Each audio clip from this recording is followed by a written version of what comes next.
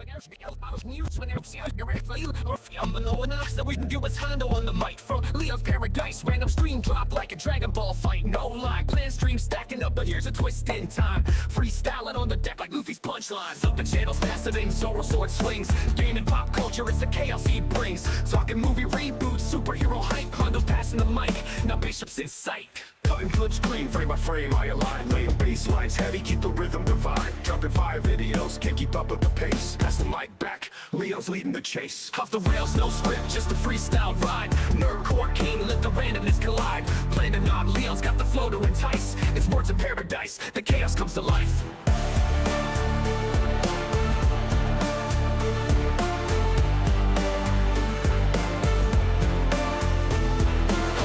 No script, just a freestyle ride. Nerdcore king, let the randomness collide. Planning on Leo's got the flow to entice. It's words of paradise, the chaos comes to life.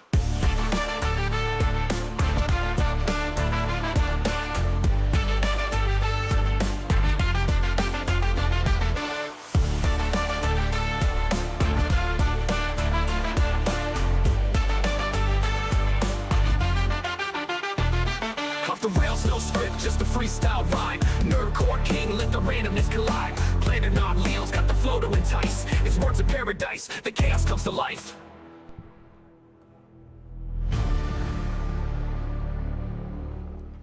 Welcome back to the Lunch Hour. How are all you vital idols doing? And Merry Christmas Eve. We got a hell of a show for you. I know that all y'all in the chat been talking about Kami Mommy. You want to see some shoe on head, and look. You don't go to a motherfucking rock festival to see Led Zeppelin play first, okay? So we're gonna need to wet your whistles with some other stuff first, right? A headlining act a little bit later. But yes, of course, we're going over Kami Mommy, we're going over Kirsche, we got some other stuff as well. It's gonna be a hell of a show. Hopefully, if you're working today, it's gonna be a nice, easy day. Get some protein in you. You know, the boy got that green tea. No sugar. And, yeah, I'm gonna let you all know right now at the gate. If you see me, like, breathing real weird and shit, yeah, my asthma's been kicking my ass the last couple of days. I don't know what it is. I've been having a hard time breathing. I know the smoking doesn't help, but it's certainly not that. Anyway, the point is, no cause for concern if you see me being a little, like, fidgety with the breathing. Not that y'all would care anyway. So, yeah, that being said, we got a hell of a show. Let's go. Who all is in this bitch? We got Jackass G2s, Gal Carrymon, Draconic, UAF Omega. We got Future Over You, aka Paul, the IRL bestie. Butter Framed in Gold. Matt Stanford is up in this bitch. Who else we got? Wee Jones, Shield Wall of Dragons is here. The Stream Elements bot is doing his job. Sleeping Nova. Junebug loves you. Shout out Junebug. Tiger King is here. Sup to you, Grifter. Let's see. Mr. Kruger. Love to see all y'all pouring in so early in the stream. So, you know what? Why don't we just get right on into it? I completely forgot this was a thing, that they're doing a George Floyd movie, but they are. Let's see what Kirsche has to say about it. I had time for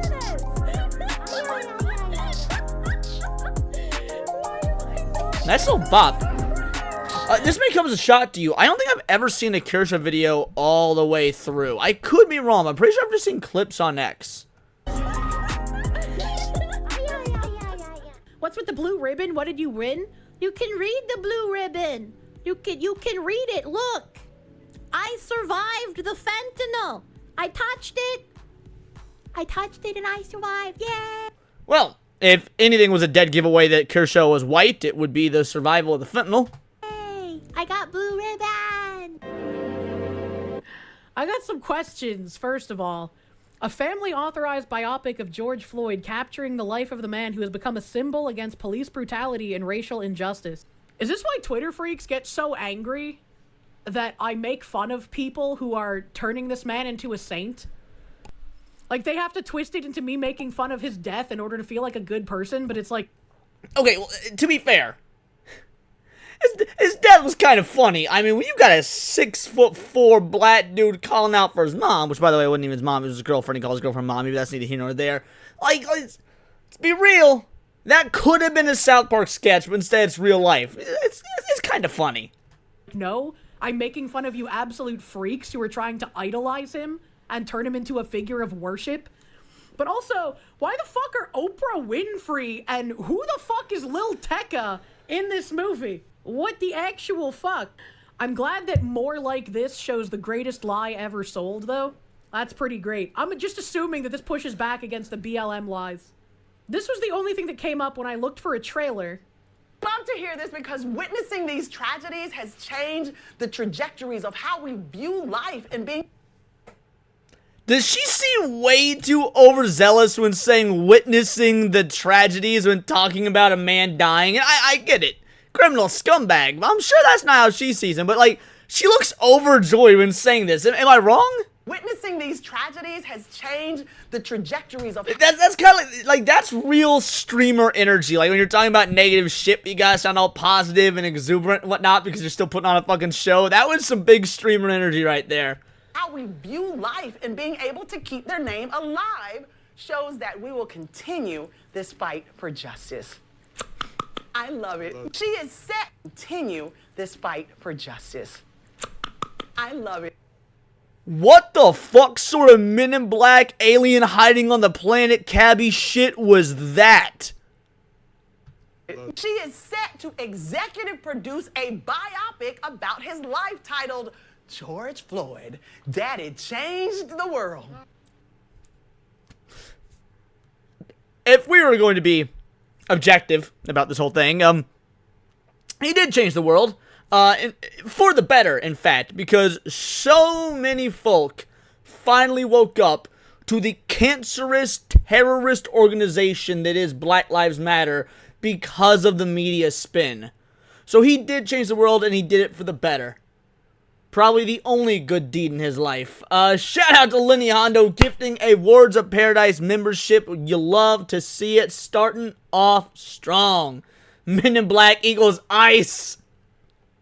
Bro, we could do like a whole, some sort of, you know how they used to do AMVs, right? Anime music videos and shit like that on YouTube. That was a big thing. We could do like an anime AMV, but for Men in Black and Ice, and like use the Men in Black song that Will Smith does, but it's all like the Ice videos, kind of like what the White House is putting out. I think that could be a banger. If I speak, I will be canceled. Everything about this woman is a walking stereotype. Aww. Isn't that so cute? I love to hear this because witnessing these tragedies has changed the trajectories of how we view life and being able to keep their name alive. Why is she repeating herself? Continue this fight for justice. I love it. Oh, there's something so weird about it's not just the sound effect. I think it's the fact the sound effect doesn't match up with the mouth movement. It's like one of those 1950s Godzilla movies that was dubbed into English poorly is how that it's I don't like it. Next. Okay, let's watch the Asmongold clip. Maybe there's more info here. George Floyd movie titled Daddy Changed the World is now in production. I don't know who they're gonna get to play George Floyd, but like, you know how in Transformers Megan Fox has toe thumbs? So they actually, I don't know if you guys know this or not, in Transformers they actually CGI'd Megan Fox's thumbs to look more normal because she got toe thumbs, right? Whoever the fuck they get to play George Floyd, you know they're gonna have to CGI that nose. There is no one in Hollywood, not even what's his name that played Kang and then like got out of her beating his wife, even though he didn't really beat his wife or whatever. The black guy that's not Michael B. Jordan, even he don't got a nose like that. They're gonna have to CGI the actor's nose the same way they CGI'd Megan Fox's toe thumbs. What do you mean what the fuck? You don't know what toe thumbs are? So Megan Fox's thumbs look like a big toe. Hold on. I'll show you guys. I'll show you. I can't believe you guys didn't know this. Megan Fox. See, yeah, toe thumbs. All right. So I'm sure she's had work done on them, but yeah. Oh, maybe she hasn't. Notice how her fingers, dude, her thumbs look like a big toe. Her thumbs look like a big toe. She got toe thumbs. I can't believe you guys didn't know that. Info here. George Floyd movie titled Daddy Changed the World is now in production. There's no way this is true. I do not believe this. I wish it was not true. And I would have had the same fucking reaction had I not looked it up. It's like, what? Why is there a fucking biopic? George Floyd movie. No, dude, it's an autofill. Is this real? Even though we didn't grow up together, he's my favorite brother.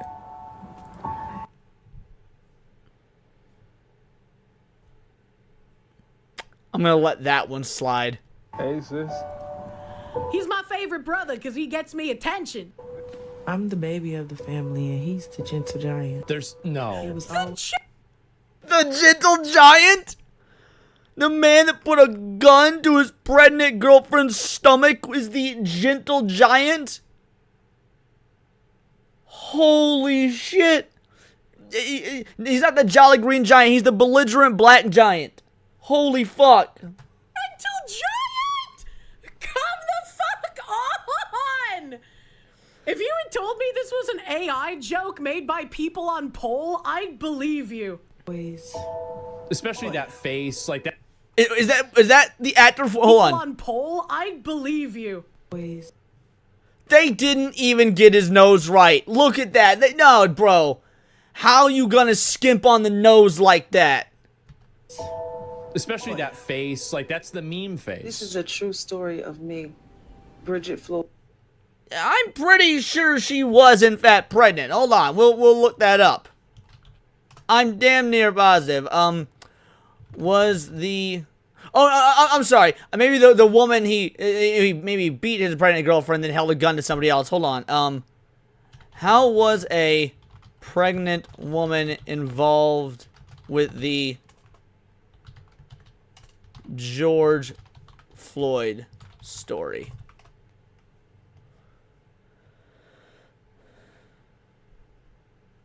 Pregnant woman often mentioned in relation to George Floyd, who was a victim of 2010 armed robbery involving Floyd. However, there's no evidence she was pregnant at the time of the incident. Claims suggesting otherwise are based on misinformation. All right, fair enough. That's what that says. Did George Floyd hold a gun to a pregnant woman's belly? George Floyd is convicted in 2007 of aggravated robbery case in which a gun was shown during a home robbery. There is no reliable evidence in court records or reviewed facts that the held a gun to a pregnant woman's belly or threatened a baby. Multiple independent fact checkers and news reviewers find robbery did occur and Floyd was sentenced for it, but they uniformly conclude the specific claim about the pregnant victim is widely circulated. Bruised photo caption are false. Misattributed the claim appears repeatedly in meme. Okay, fair enough. Maybe that part's not true. Doesn't alter the fact that he is still an absolute scumbag.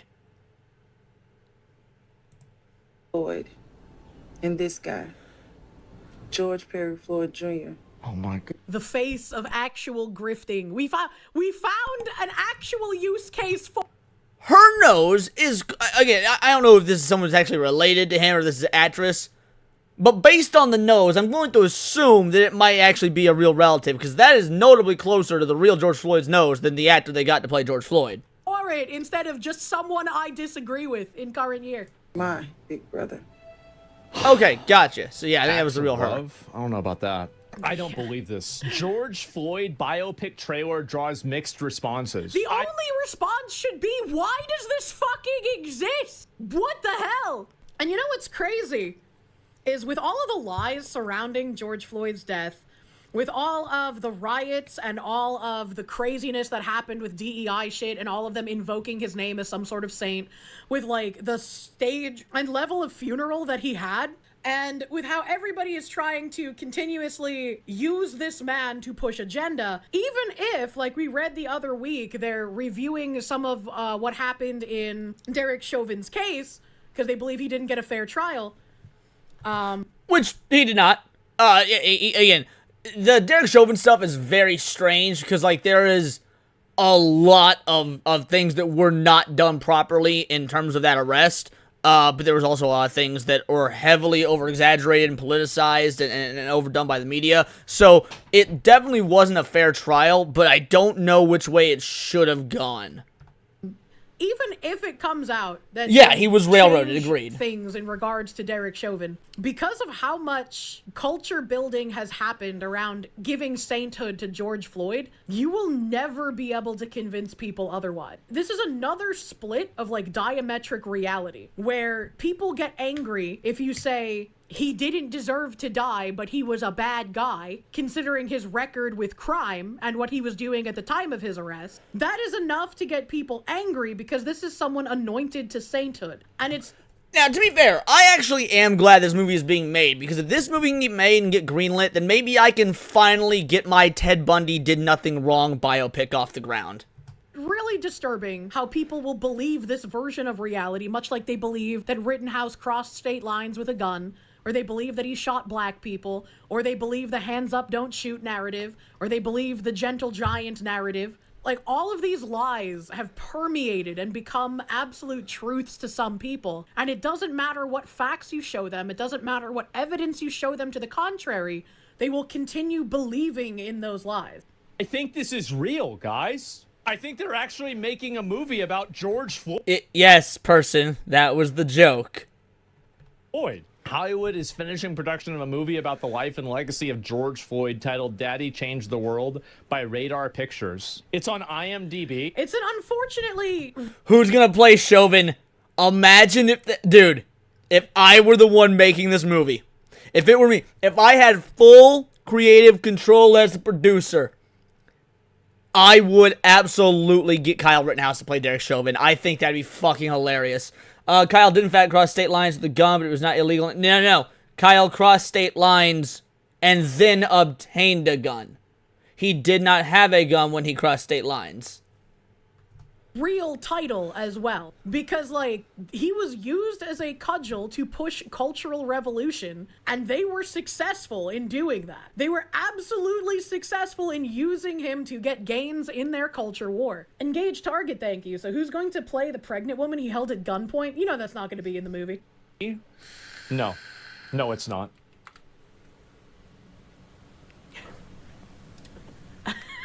Oh my... Cast George Floyd? This is so fucking retarded. How many days ago was this? Oh my god, I just had a thought. I just had a fucking brilliant thought. Okay, you know how all the raging fucking leftist libtards loathe and hate AI and think that AI is the devil and whatnot? What if they use a mix of, like, archive footage of him, but they also use AI for certain things to, like, get his likeness more and whatnot, and you'd have to see the fucking lefty libtards' fuzzy little brains melt down as they try and justify why this movie is a piece of true art and why this is the story that needed to be told, but also use generative AI? Like, would that not be one of the greatest, like, you know that meme of the superhero and he's got, like, hit the two buttons? That, it would be the ultimate encapsulation of that meme. This was 1 day ago. On his, it only said cast George Floyd, but mine had some fucking rapper with a weird name I can't remember, and Oprah. So they're adding to the cast. is this real? I think that making a movie about George Floyd, I mean, in my opinion, it's like making a mockery out of the entire thing. You're turning this person... I would say if it was like a real story, it would make sense, right? Like people in Super Chat said, we have movies on Hitler, obviously, and Hitler did change the world. To the theater and throw fake Fent pills at the screen. Toast Engineer, thank you. Please don't throw fake Fent pills at the screen. Maybe you can find like a Fent pill plushie. Does that exist? Is that a thing that's real? Okay, the first thing that came up is that 5,000 fentanyl pills were found inside this really ugly baby caterpillar cabbage thing. But also there's a methadone oral solution. That's kind of cool. I ain't gonna front. It's kind of a cool little plush there. Plushie. So, very rare 80 milligram OxyContin plush. Yeah, but is it made out of 100% pure cotton? Yeah, y'all see what I did there? I'm so fucking funny. Y'all don't deserve me. What's that one? Naloxone? I don't even know what that is, but I guess if you would like a methadone plush, they exist. Or oral solution methadone. That's a glowworm. Your sister had one as a kid. This weird thing? Yeah, that thing is horrendous, and I hate it. What in the laboo-boo is this? Let me go to their Etsy store. That's kind of $26 for a naloxone? Can anyone tell me what this is? I don't want that in my search history. Can someone let me know what naloxone is? F, dude, let's go. What is naloxone, though? I don't know what that is. Naloxone is basically inverse fent. It's the stuff they spray on junkies to ruin their high. Huh. Wait, really? Fent. It's the stuff... Oh, what is naloxone, though? I don't know what that is. Naloxone is basically inverse fent. It's the stuff they spray on junkies to ruin their high. All right, never mind, guys. You don't have to Google it for me. I'll just take your word for it. Huh. Well, that one should have a frowny face then, I feel. In 12 carts, yeah? I'm just gonna point out that I find it really funny that when I went to their shop page, their profile picture is practice radical empathy. I wonder if it still exists. Hold on. Because I was gonna buy one of these, and donate to Toys for Tots. Do these still exist?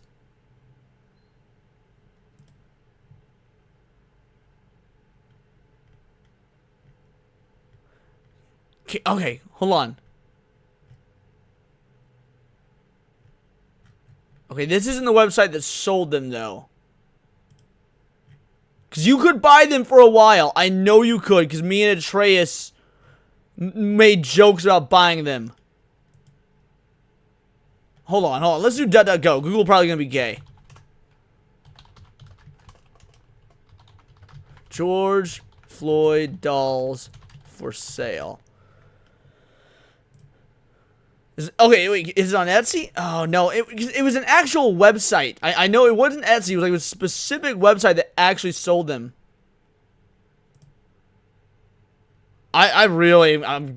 Probably shouldn't be. You know what? I'm not going to click on websites that I'm not aware of with my screen. There we go. If I find it, I will show you guys, but...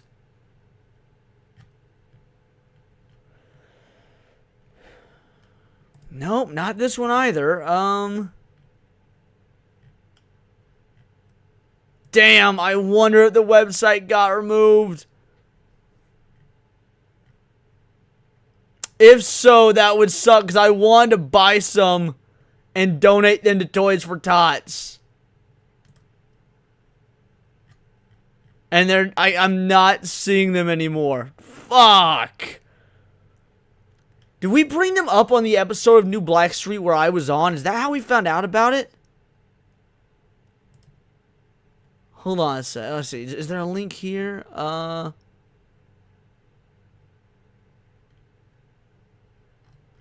Damn. Oh well, I'm not seeing it. If I find it, I'll post it in the Discord.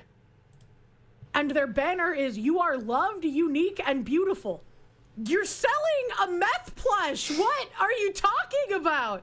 What is this? You can talk to me about drugs, no judgment, no stigma. Is this another case of, like, far leftists accidentally being funny when they're not trying to be? I'm putting a Narcan pill in some cheese to trick the junkie into eating it. 1 breath every 5 seconds. Test your drugs.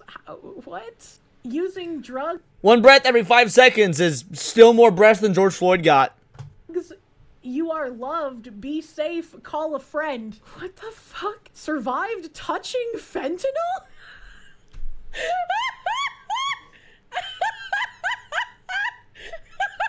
I think I need this ribbon as an asset. I need to put this on my model. I need a survived touching fentanyl sticker, and I need to wear it in every collab with Mari_en. I love people who use drugs. To be fair, it does depend on the type of drug. Like, you can... I'm not anti-druggy. I'm anti-certain type. Like, obviously, anti-meth heads, anti-heroin users. I'm very anti, like... half of weed people. There's 2 different types of weed motherfuckers. There's weed motherfuckers who are really like fun on weed, and then there are those that are honestly, I would probably rather be around meth heads because at least meth heads are moving. Like, if you're a weed person that makes your entire personality about weed, fuck you. You're worthless. But if you smoke weed and I don't know you smoke weed, you're cool, keep it up. This person can't be fucking real. This isn't a Yeah, real 24/7 weedsters are annoying. Agreed. Yeah, like Caseytron, exactly. Holy fuck! And they're from Texas, chat. This is a Texas-based shop, by the way. Oh my god. Okay, I need to see this one bigger. Show me the bigger. This is a naloxone shirt. Revive. They got a bunch of different naloxone administrations. Aspire to respire. Should you smoke weed if you're in my chat? I mean, I couldn't care less what you do. I take a very libertarian approach when it comes to drugs, which is legalize them all and let shit work itself out, let Darwin work itself out. I truly don't give a fuck. There should be like some limits to it, like, maybe like be above the fucking like age of 18 and shit, be a goddamn adult. But beyond that, man, I don't give a fuck. Like, yeah, personal choice. Tiger King with a 5 bangers. Merry Christmas. Merry fucking Christmas to you too, homie. You couch lock like a son of a bitch, Paul. This is real 100% unironic leftist brain rot. This is so fucking funny. I don't think they understand just how accidentally comedic they've been and how many people on the right would buy this shit. Yeah, I be the EB futurist, Paul. Fentanyl stickers. Oh my god. What the fuck? Now this is absolutely something I would have slapped on my guitar back when I was in a band. Like, I had all sorts of whack-ass stickers on my guitar. This is absolutely a sticker I would have put on my guitar. How did you turn the pocket sand into Fent? How did you do this? Ain't no way. What the fuck, man? I'm fucking crying. The pocket Fent, dude. See, like pocket Fent is fine. This is actually what I think you should do with your parents' ashes. Like if they die and you have them cremated, you should keep your parents' ashes in your pocket. That way, like, especially if you're a woman. Like, let's say you're a woman, you're in a dark alley, a dude tries to rape you, and you could like pocket, I don't know, pocket cremate or whatever, like your assailant. It's like your parents defending you. You always want your parents to come to your aid. I think that's even better than fentanyl. What is this? AHRC tank? I don't know what that means. Drug war loteria cards? Drugs are expensive. No one is putting them in your kids' candy. Is that actually a myth? I don't know if that's a myth or not. Are there confirmed cases of drugs in Halloween candy?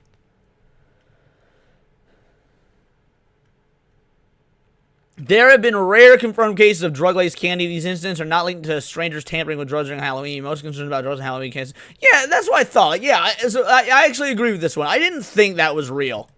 Some people seem to every year for some reason. I wouldn't. So the razor blade thing was real, but it wasn't strangers putting it in razor blades. It was a father that did it to his own son.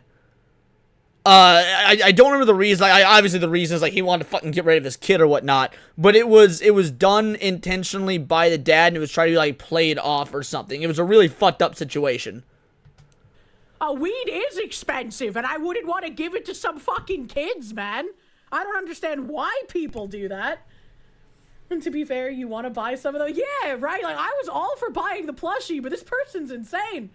They have a hugs and drugs sticker. What the fuck is wrong with you? The war on drugs is a tool of black oppression. How? Okay. Leftist or not, that one is actually true. Like, the war on drugs was absolutely 100% something that was created, manufactured artificially by the government, sending the FBI and the CIA and whatnot down to South America to traffic drugs into black neighborhoods to raise the crime rate and whatnot. Like, that one is true. You come to that conclusion? Is this person trying? You would think that Kirsche, somebody who's so knowledgeable about like bridge and all these systemic government things would know that that one is correct. To say that since there are so many drug dealers that are black, that's their actual job, and so if you continue the war on drugs to get rid of drugs, you'll make those black people unemployed. Thus, the war on drugs is a tool of black oppression to stop them from making money. Like, what other... Wow, she got that so fucking wrong that it's kind of embarrassing. kind of fucking logic could be used here? Glenn, thank you. So maybe a St. Floyd shirt is a good idea now. We need that, what is it, Waifu Watchers guy? He made the, like, White Lives Matter t-shirt with Kanye West on it. We need something like that. But with the St. Well, even by a modern view, that's still correct, because the war on drugs never officially ended, to my knowledge. I don't think it did. I would not be surprised whatsoever, like, you know, we have all these, like, the Mexican cartels and whatnot, the people that are, like, shipping fentanyl over the border. I would not be surprised in the slightest if under, like, the Biden administration, and frankly, even under the Trump administration, because all three-letter agencies are the devil and they're working against him, if you know, pockets of the FBI, the CIA, things like that, had a hand in making sure that those drugs and whatnot did make it over the border securely so they can continue this cycle. So, I mean, yeah, I don't, even through a modern perspective, I do think this still works. Seabrew with a two-banger. According to my fave tranny grifter, Merry Christmas. Merry fucking Christmas to you as well. Floyd. The Deadly Doodler, thank you. If you'd wanted these last year when you were working at a print shop, you could have gotten them for free. Oh, fuck. Live, laugh, love, boof, drugs. The white liberal mind is a fucking enigma. Pumpkin spice and drug user rights. What the fuck? What rights are drug users missing? You don't have the right to shoot up. And what the fuck? Again, actually, you should. I mean, we'll let fucking Darwinism and shit sort itself out, but you should. Now, you could be morally against, like, I'm morally against people doing it, but I don't necessarily think it should be illegal. What's boof mean? I'm pretty sure boofing is when you take drugs anally, because there was a huge scare about she is teenagers correct. boofing alcohol back when I was... I would love to do a collab with Kirsche. Yeah, that's actually, like, one of the... If I did, like top 5 content creators I would love to collab with, it would be, yeah, she would be on that top 5 list, which is funny, because I actually very rarely have seen her stuff. I know most of what I know about her secondhand through, like, seeing short clips on X, and then through Cindy and Hayden, who are, like, big Kirsche fans. But yeah, I would very much love to do a collab with Kirsche, because she's fucking featured my tweets in her videos, not knowing who the fuck I am. In high school? That's true. Nixon said so. Drugs are expensive. No one is feeding them. Exactly, Matt. People Exactly. Feed drugs to wildlife? Is that a thing? Hey, shout out Hayden. How you doing, brother? Turn the friggin' frogs gay. Hoo, the cops are lying to you. Buttons for amazing humans. What do these say? I can't read them. They're too small. Say gay. Really, really gay. Gender affirming care saves lives. Oh my god. Bro, if that would be, so I've said the Leona character is dead. I would only bring it back if there was, like, a legitimate reason to. If me and Kirsche could do a funny bit that had to do with me being, like, you know, the Leona character, me being a tranny, I would absolutely bring the character back for that. As a one-time thing, that would be funny as shit.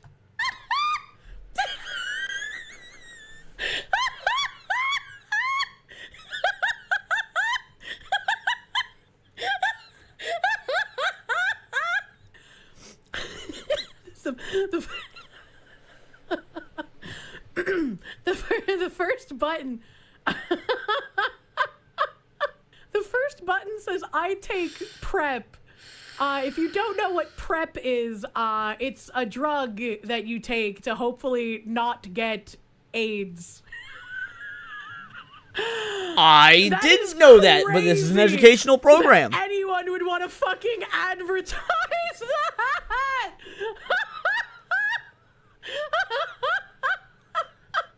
The fact that there's a fucking button that says, I take PrEP, and I just noticed that it has the trans flag colors on it.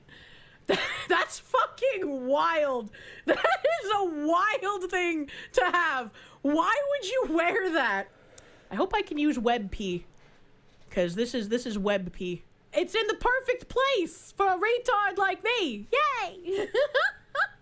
All right, back to the buttons. I love abortion is a button that you can buy for some reason. Yeah, cop shows are propaganda. To be fair, I love abortion as well. I'm morally against it. But once again, it's a problem that solves, like logistically speaking, it's a problem that solves itself. If we want less hardcore leftists in the world, then we should logically be all for these leftists aborting their kids. Again, morally, I'm against it. But it is a problem that solves itself. Stop calling the cops. What else do we have here? Say gay, gender affirming care. We know those ones. Are there more? Hot slut. We need the hat slut. Tip her, tip them. With what? People who use drugs don't owe you remorse. I don't know what that means. Another I love abortion. All right. That was wild. No, tip him. Freaking sexist. I know. How rude. They didn't involve men in this. It's okay to use drugs in the bathroom. Just let someone know to check on you. We have naloxone. Why? Drugs are great, but cats won't show the caps where your drugs are. Oh, cops.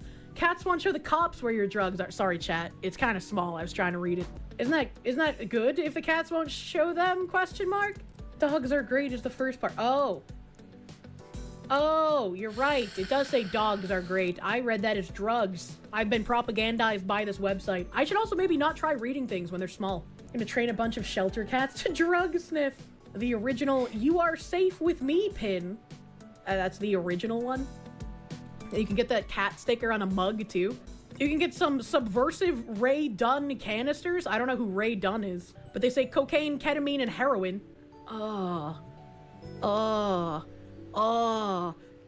There's a pin that has Miss crossed out and Mrs. crossed out, and then it has Doctor in. 6 people have this in their cart. I would be willing to bet like an entire month's worth of YouTube revenue that none of the 6 people that have that in their cart are fucking doctors. Not a single one. Like, again, I would be willing to bet an entire fucking YouTube month's worth of YouTube rev that all 6 of those motherfuckers are not doctors. Big that text. none of these 6 of them are doctors. It reminds me of that meme where it's like some guy who's like got an actual doctorate in something specialized, and he's like, "Hi, I'm Bob." And then there's like a fucking doctorate of social sciences dumb whore, and she's like, excuse me, it's doctor. Mirrored Love Roses sticker. I don't know what that is. What the fuck?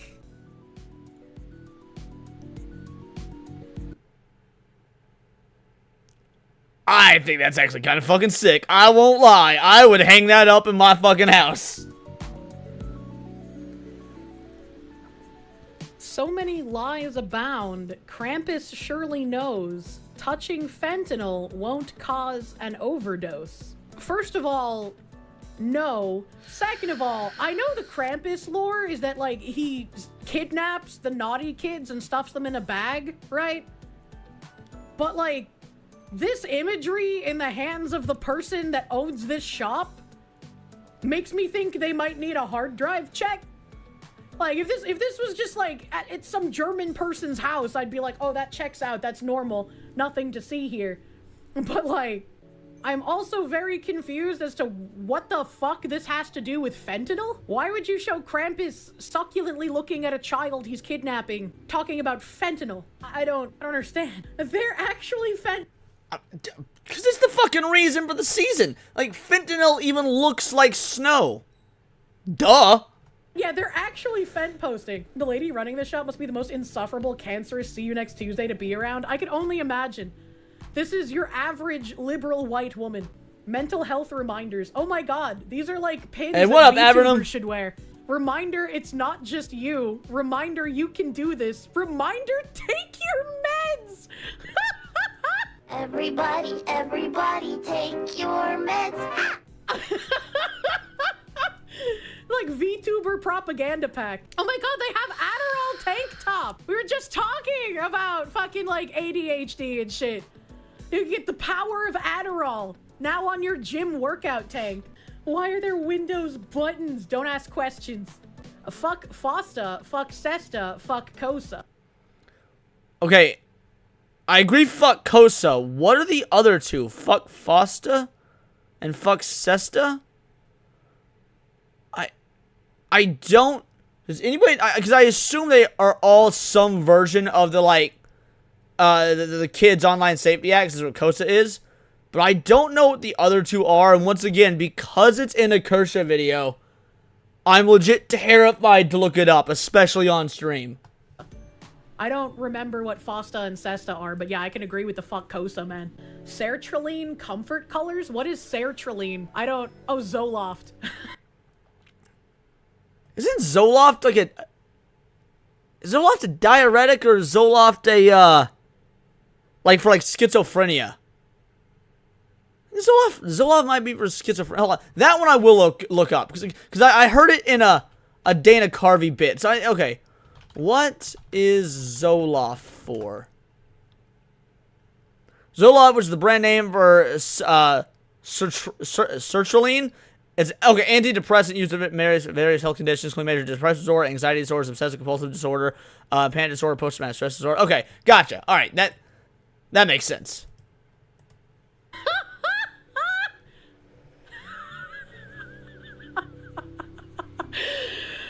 These shirts, like, if they weren't from a brain-rotted liberal person, would go so fucking hard. Like, I could genuinely see people wanting to buy these because they're just so goofy. It's like something you would pick up. I'm not convinced that this is from a hardcore libtard, though. Like, this website is so good and so perfectly trollish.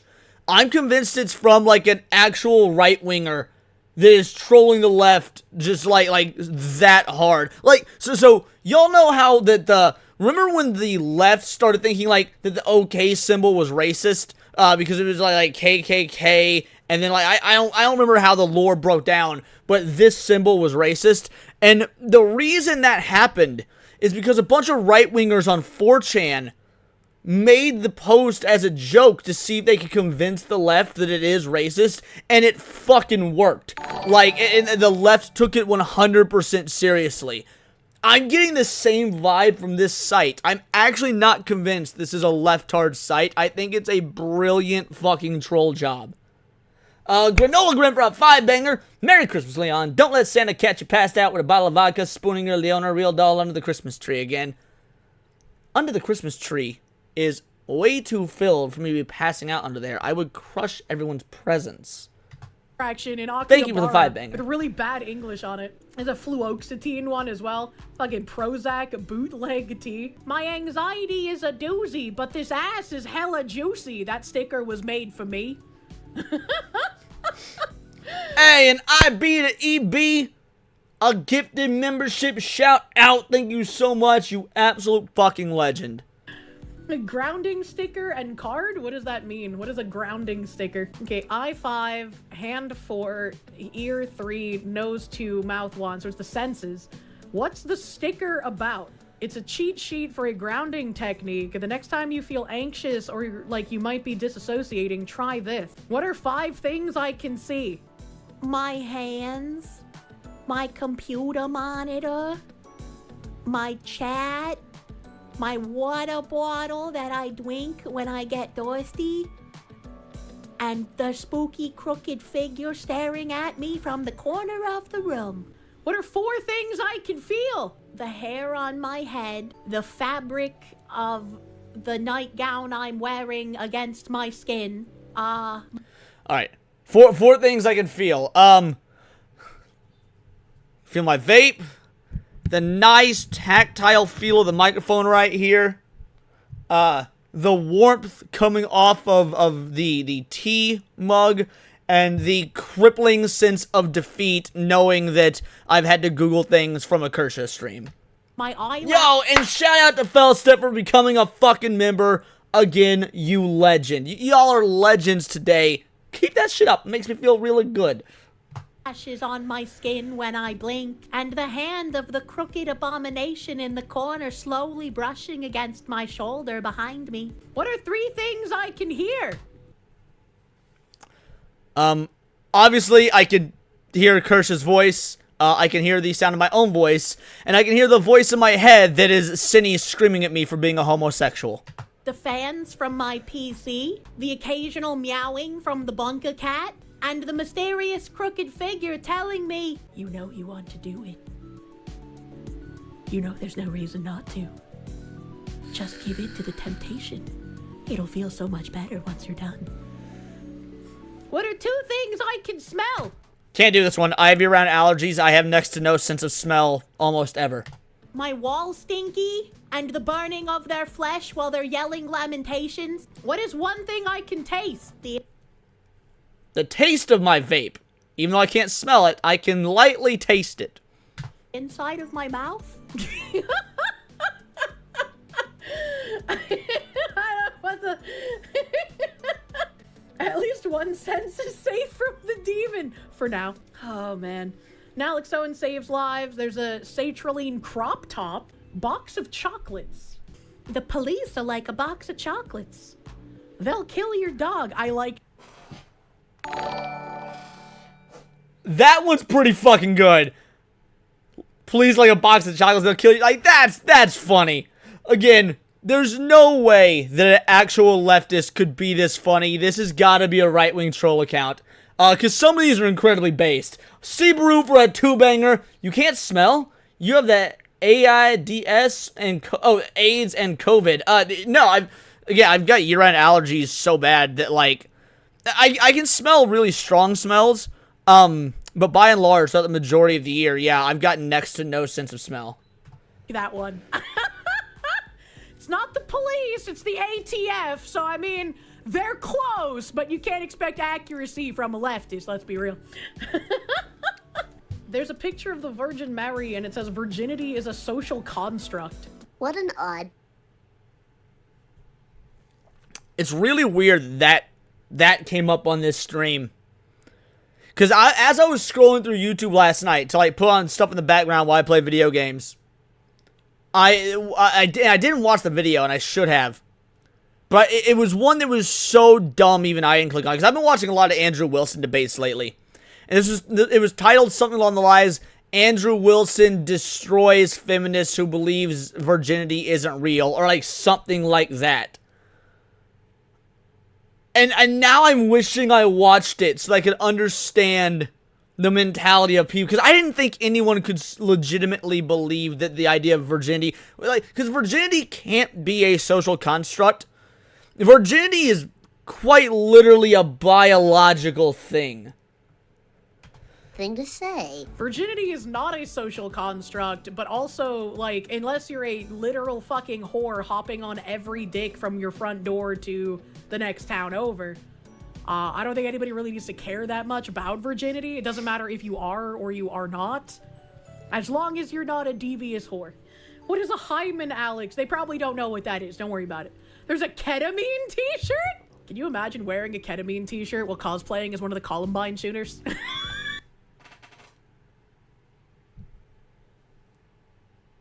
Holy shit, I'm gonna come. That might be the sexiest sentence I've ever fucking heard. Hey, yo, what the fuck? There's a Lexapro bootleg tee. I have no idea what Lexapro is. And it's got a different name on top. Escitalopram. White squirrel plushie. That's very random and seems out of place. The save with me button is the reverse. Please do not the horse meds. Jay and Silent Bob cosplay with the K-hole shirts. Oh my god. Thanks for your next Halloween costume. You're welcome. There's a Medusa sticker. An estrogen sticker. All vibes are... Dude, no, I don't want to hear a what the fuck, bro. Say what you will about the Columbine kids, but they made trench coats cool again. Like, no one wore a fucking trench coat since, like, the Ninja Turtles. And then the Columbine kids come in and they bring that fashion back, son. Homies should have been posthumously on the covers of Vogue.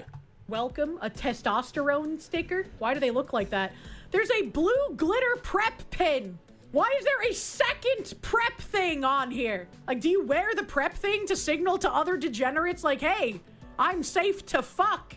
You can't pause this neg hole. Miso Mife bootleg unisex tee. Misa. Oh, what up, Jazz? Oh, right. Okay. Yeah, because the YouTube stuff I realized. It's been a minute. Jazz, how you doing, homie? Bugs. Cover your tattoos when you do crime. Reminder you can do this. Another Miso Mife shirt, Satraline bootleg, Zofran unisex. A comeback with a warrant window sticker. That's really cute. I would like that too. Cop shows are propaganda, but... Alright, so this is 100% accurate. Cop shows are propaganda, but not in the way they think. Because notice how they use the fucking, like, Law and Order SVU colors for this button. But, like, Law and Order SVU is unironically one of the most left-leaning propagandistic shows in existence. They've done, like, full-ass episodes on incels and, like, women having, like sexual fantasies about the rapists and shit like that. And, like, dude, it is all, like, the modern... Now, granted, I'm not an SVU fan. Never have been. I can't handle shows like that. Like shows that, like, do semi-realistic, like depictions of sex crimes, shit like that. It ain't for me. It makes my skin crawl. So, now, I don't like police procedurals anyway, like NCIS, CSI, shit like that. Like, just... I don't like those shows anyway. But SVU, like, takes it a step further to where, as opposed to not liking it, just makes me full on uncomfortable. But the point is, SVU, that show is propaganda, but it's in favor of all the left-leaning shit that these like, little kitschy things you can purchase are also in favor of. Yet they call it propaganda using their colors as an insult. The irony isn't lost on me, though it is certainly lost on them. in the colors of Law and Order SVU. You're safe with me, lanyard.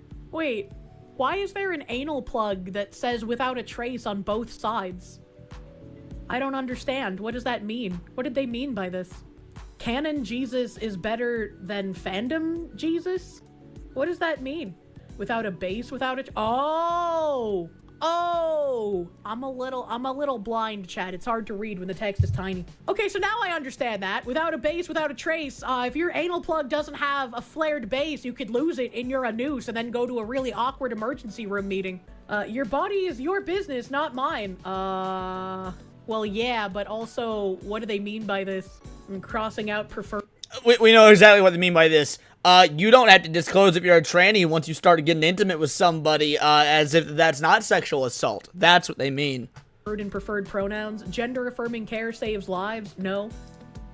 You're safe here again. A retro clock sticker.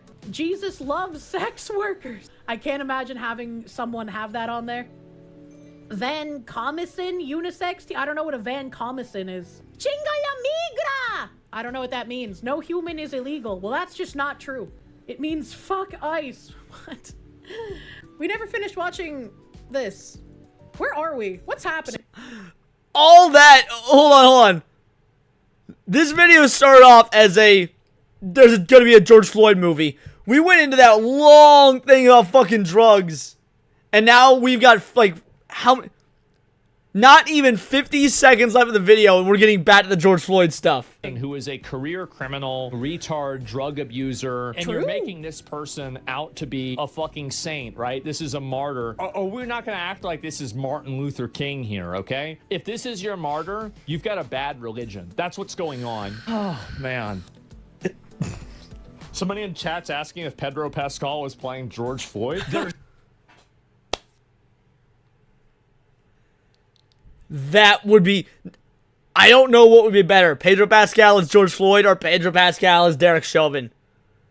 I don't know which one would legitimately be fucking funnier.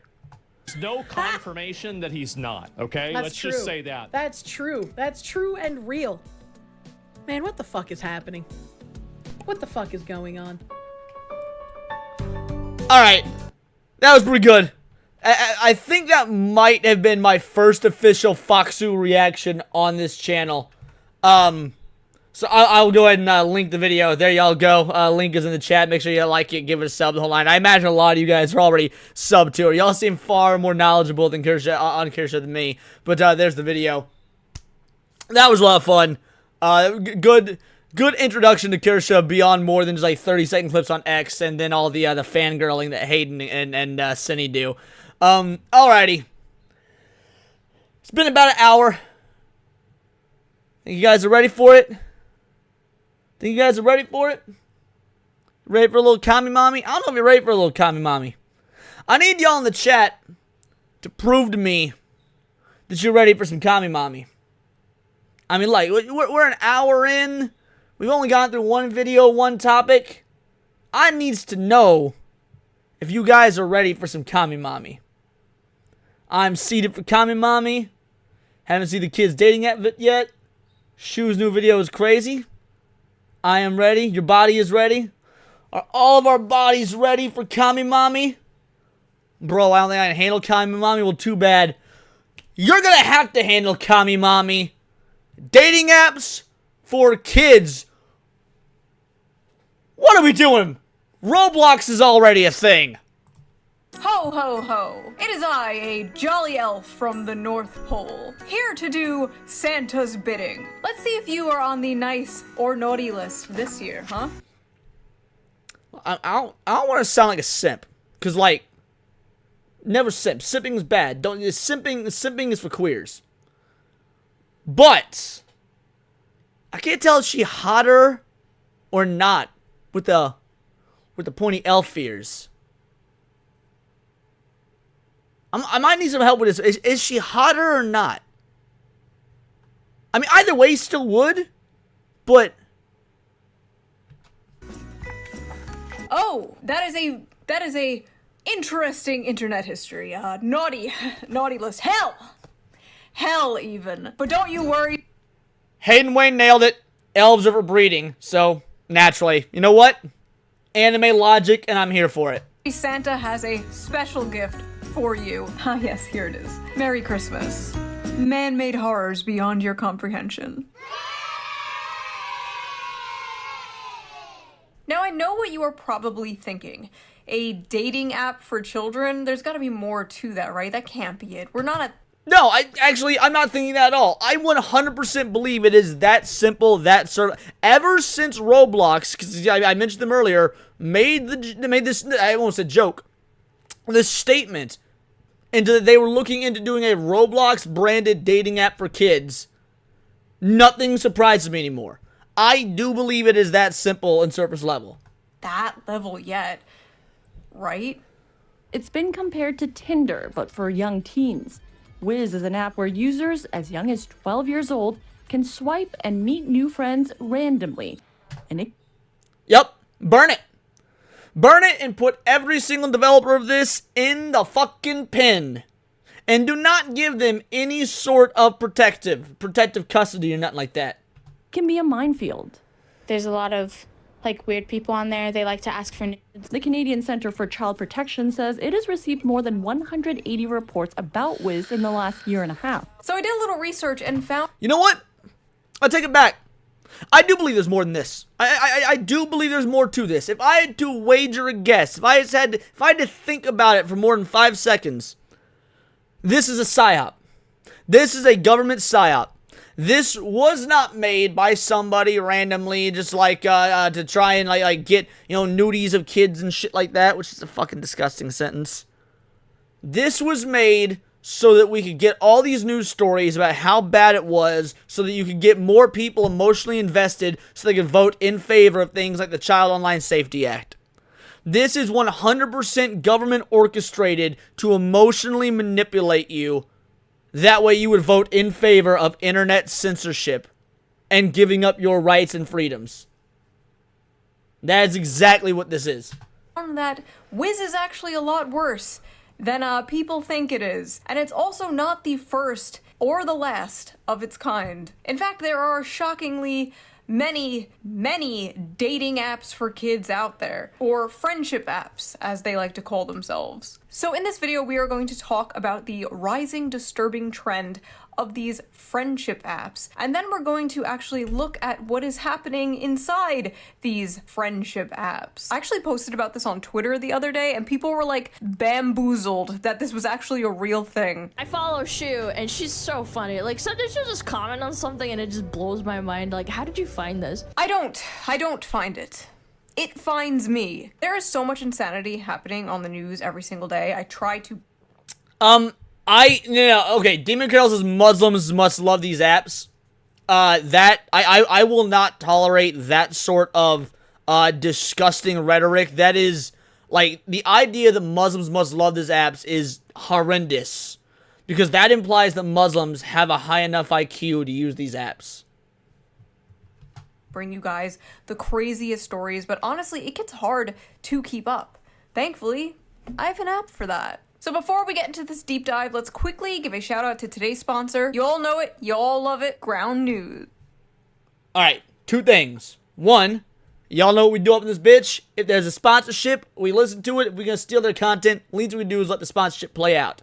Second thing, Ground News, fucking sponsor me, bro. That's one of the only sponsors I would ever take as a Ground News sponsor, since I've denied every sponsor, all like 3 of them that ever approached me. Ground News is a website and an app that gives readers an easy and transparent way to read news from all across the political spectrum, from left, right, and center. Every story comes with a quick visual breakdown of political bias that helps you understand the full story and makes sure you're getting both sides. One of my favorite features on the Ground News app is the blind spot feature, which shows you news stories that were covered by one side of the political spectrum but ignored by the other. For example, here's a story about how Mike Pence is calling on RFK Jr. to step down. Oh no, the girls are fighting. 16 news sources covered this. 10 were right-wing, and only 1 was left-wing, which is weird because, like, why wouldn't you want to cover some juicy infighting, right? Well, because the liberal news outlets are who approached me? I've talked about at least a couple of them before.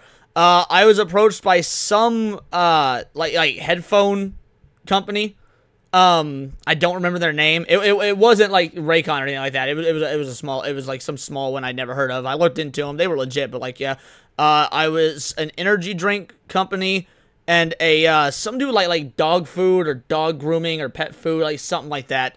Again, something that I wouldn't use. So, yeah, no, again, they were all like relatively small time sponsors that were like, hey, we'll give you the product for free, shill it. It wasn't my scene. Seabrew with a 2-banger. I'd sponsor you, but you sell AIDS drugs. Okay, I don't sell AIDS drugs. I give them away for free. too busy covering the result. Yo, did we get a raid? Oh, if we got a raid, shout out. I don't know who it was. But yeah, no, thank you very much. You truly appreciate the raid. I would take a Raid Shadow Legends sponsorship wholly for the meme. Wholly for the meme. I would absolutely take a Raid Shadow Legends sponsorship. Of Trump's MRI scan. He apparently, quote, has no idea what they analyzed. 42 news sources covered this, and only 4 were right-wing. Ground News also— How did no vape company contact you? I don't think you can take sponsorships like that on YouTube. I could be wrong. I'm pretty sure all the, like, vape stuff and sponsors on YouTube have to be, like, nicotine-free or, like, vape alternatives. I could be wrong, but I think that's the way it works. Also makes it really fun and easy to compare headlines to show how political bias can affect Fume was a framing. loophole. For example, this left-wing outlet covered how Kamala Harris said Democrats are very much stuck in the past. And a right-wing outlet covered the exact same story with this headline, Kamala Harris got something right for a change. Honestly, true. I've been using Ground News for years because it is a great and easy way to stay informed, and it really helped me see how both sides can frame the same story so differently. But don't just take my word for it. Even the Nobel Peace Center called it an excellent way to stay informed, avoid echo chambers, and expand your worldview. Best of all, I am currently offering 40% off their Vantage plan, which is the plan I use to access all their amazing features. It's only $5 a month, which is like basically the price of a coffee nowadays, and it is so worth it. So go to ground.news/shoe or use the QR code here on screen, or use the link in the video description. So thank you, Ground News, for sponsoring this video, and thank you, the viewer, for not skipping the ad. Right? Oh, honey, you can look like that. Look at me like that all day. I mean, I didn't skip the ad, but come on, Leon, no simping. And now, back to the video. Now, little known fact, Tinder was the original Tinder for kids. No, I'm not joking. Wait, what? Did anybody know this? Alright, time to be educated. Tinder used to have a 13 to 17 section. Kinder, if you will. Tinder eventually got rid of it in 2016, but the market for a Tinder for kids was apparently still there. So what? Yo, I did not know about that at all. Now, to be fair, I ain't used Tinder in years. Like, I used it for a little bit after, like, my first, big breakup and whatnot, and just wanted to whore out for a little bit, which, don't do that. It's a mistake, but this is like a decade or so ago. Did not know there was a fucking, no, not even a decade, it was like 7 years ago, Tinder for fucking kids section. That is, well, anyway. It wasn't long before people saw dollar signs and created their own friendship apps. There are many friendship apps on the App Store for minors, like Yubo, Hoop, Perp, Scoot, Badoo. What in the f***ing doctor? Every single one of those just sounded like Gen Z newspeak slang. Were those real apps? Your ass Seuss is this. The Skadoos were on their Badoo app, sending their whoos pictures of their kazoos. Listen, back in my day, we didn't have Tinder for kids, okay? We had wholesome gangs on Habbo Hotel and Club Penguin. Whatever happened to getting good old-fashioned groomed on Skype? The main friendship app currently making headlines right now is Wiz. Wiz, the Tinder for kids app, exposes kids to predators. Congress must act. Congress? Half of Congress is probably on this f***ing app. I should have known. I should have made the joke first, because I should have known she was going to go there. I was trying to let her finish her thought before I made my joke, a very obvious Epstein joke, and how the world's run by pedophiles and they fuck kids, and it would have been funny. I should have done it first, because obviously she would have made that goddamn joke. You'd think I would know by now. Expect me to believe the government currently protecting Jeffrey Epstein is going to do something about the Jeffrey Epstein app? New York City teens told the Post that Wiz, which is available to users 13 and older, is similar to a dating app in the way you swipe through profiles, and that some underage users are relying on it to arrange hookups with strangers, including adults. It's like Tinder for kids, a 16-year-old high school senior from Manhattan told the Post. Like, literally, when you think of Tinder, that's what it is. Trying to hook up or, like, date. Many of the profile photos are thirst traps, with girls in sports bras and boys posting shirtless selfies. It's marketed as a wholesome app when it's actually not a wholesome app. There have already been multiple arrests across the country of adult predators sexually assaulting teens they met on the app. Alright. I'm genuinely curious about this, because, like, you know how there's been this fucking epidemic of female teachers fucking their, like, 14-year-old, like, schoolboys that they teach? It seems like it has gone off the fucking rails the last half decade or so. How many of those teachers do you think had this app or an app like this? Like, for once, I'm not even making a joke or trying to make light of something. I'm wondering, like, if with all those teachers that have been caught doing that, if we were to look at the apps and shit on their phone, how many of them had apps like this? I bet that is a legitimate, maybe as high as 50-50 thing. In Washington, a 23-year-old man was charged with rape earlier this year after meeting up with a 12-year-old girl on Wiz. The victim told police he claimed to be 15. A 19-year-old Marine in Hawaii was charged with sexually assaulting an 11-year-old girl he met on the app. And a 27-year-old Chicago man is facing charges for sexually assaulting several teenage girls he met on Wiz while also pretending to be a teen. I don't know how I'm gonna make this reaction funny like I usually try and do. Don't get me wrong. I'm gonna try to find a way to make child sexual abuse funny. Something tells me it's not gonna work. Even that joke probably didn't work in retrospect. We'll find out. But yeah, no, like jokes aside, this is terrifying. And it's terrifying for two reasons.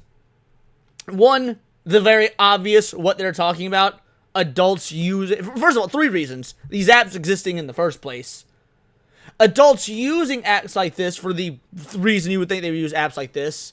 And again, the third and arguably most important underlying reason is, like I said earlier, the government psyop. That these apps are 100% sanctioned by the government and by these app stores and whatnot and allowed to be up as a way to emotionally manipulate people into voting for things like the Child Online Safety Act, which will, of course, destroy any and all sense of freedom we have on the internet.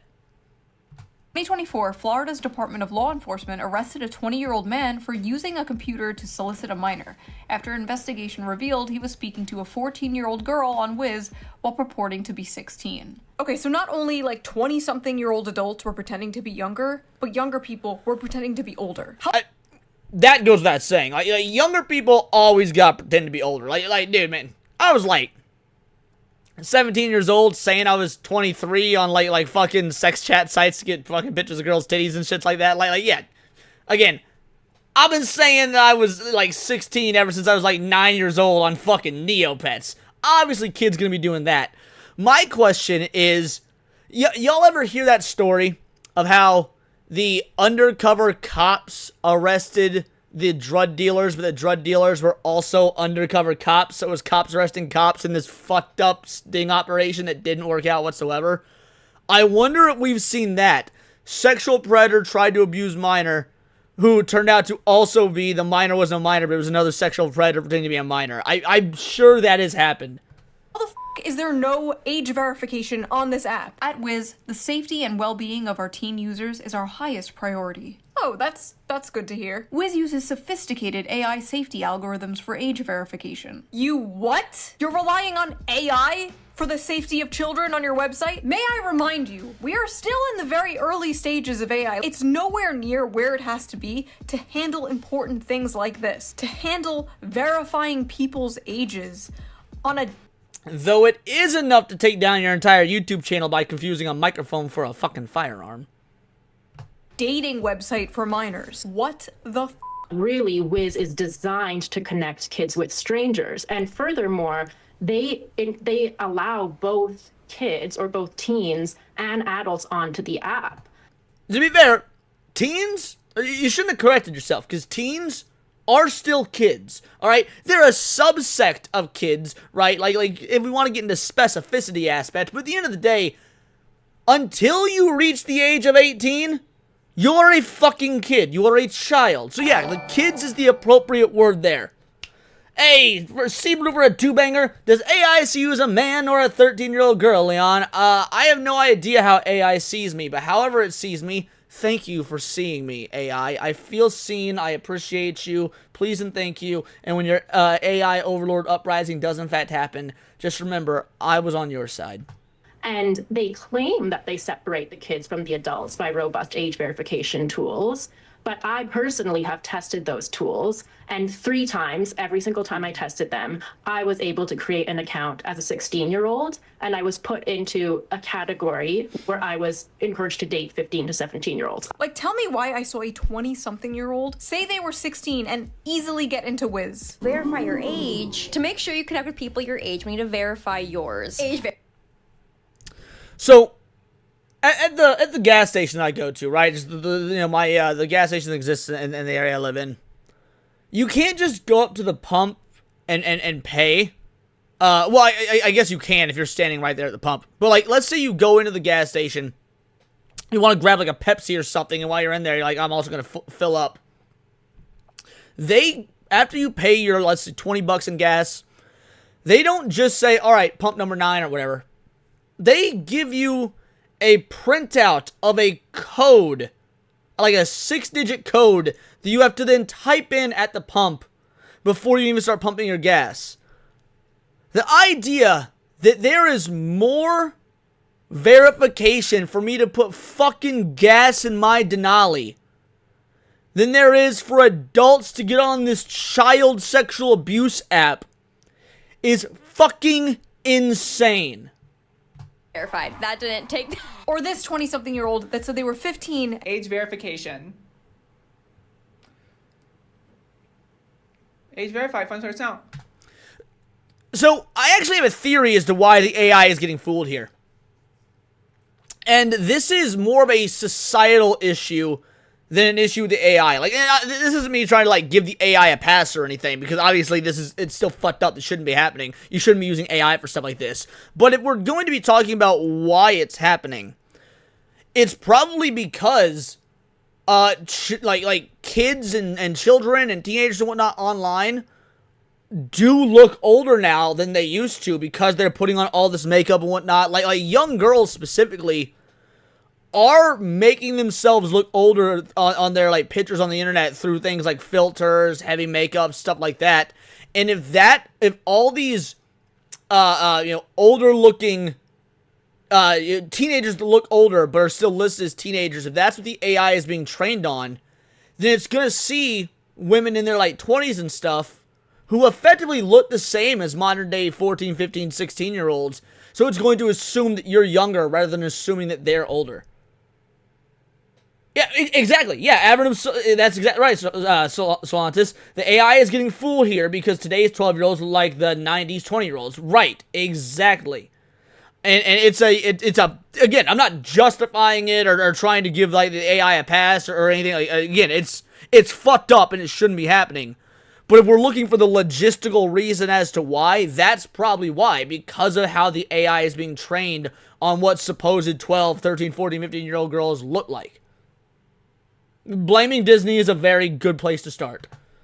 What is that? What's at stake here is that adults, particularly adult men, can pose as 15-year-old boys and hook up with teenage girls or teenage boys for that matter. It's as simple as that. Stephen Balcom, founder of the Family Online Safety Institute, told the Post, Stephen Balcom was able to sign up for Wiz as a teen. Oh wow, he must look pretty young.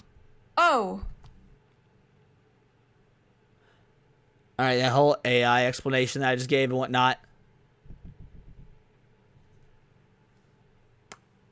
I got nothing for this one, boys.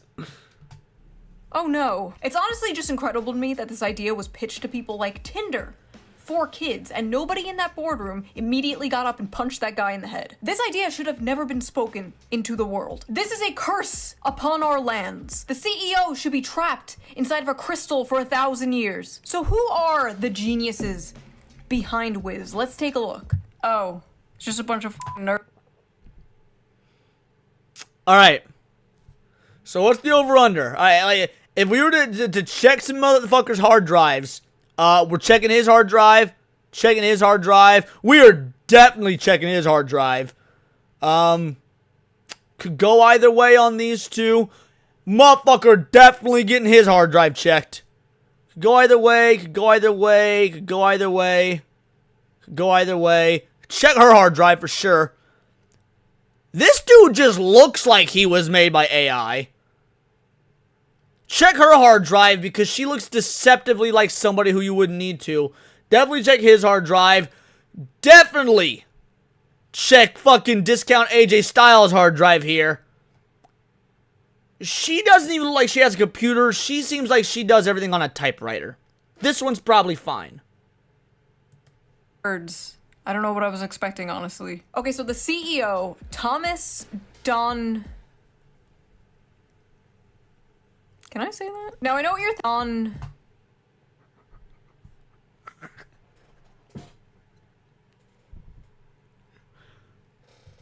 $20 super chat, now I'll say it. Now I'll say it exactly how you guys think I should say it.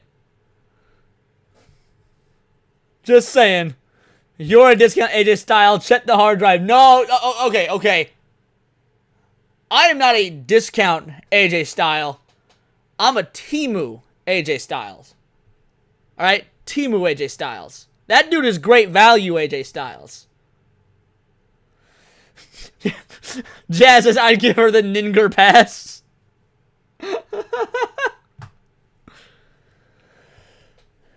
Can I say that? Now, I know what you're thinking, and yes, he is French. It's always the French behind this shit. Cutie is now this. It's seriously time we start asking the French question. Believe it or not, this is not the first time Wiz has been under fire. Last year, Apple actually had to remove it from the App Store because of sextortion controversies. Wait. So, it's been removed from the App Store before, and yet somehow it made it back on?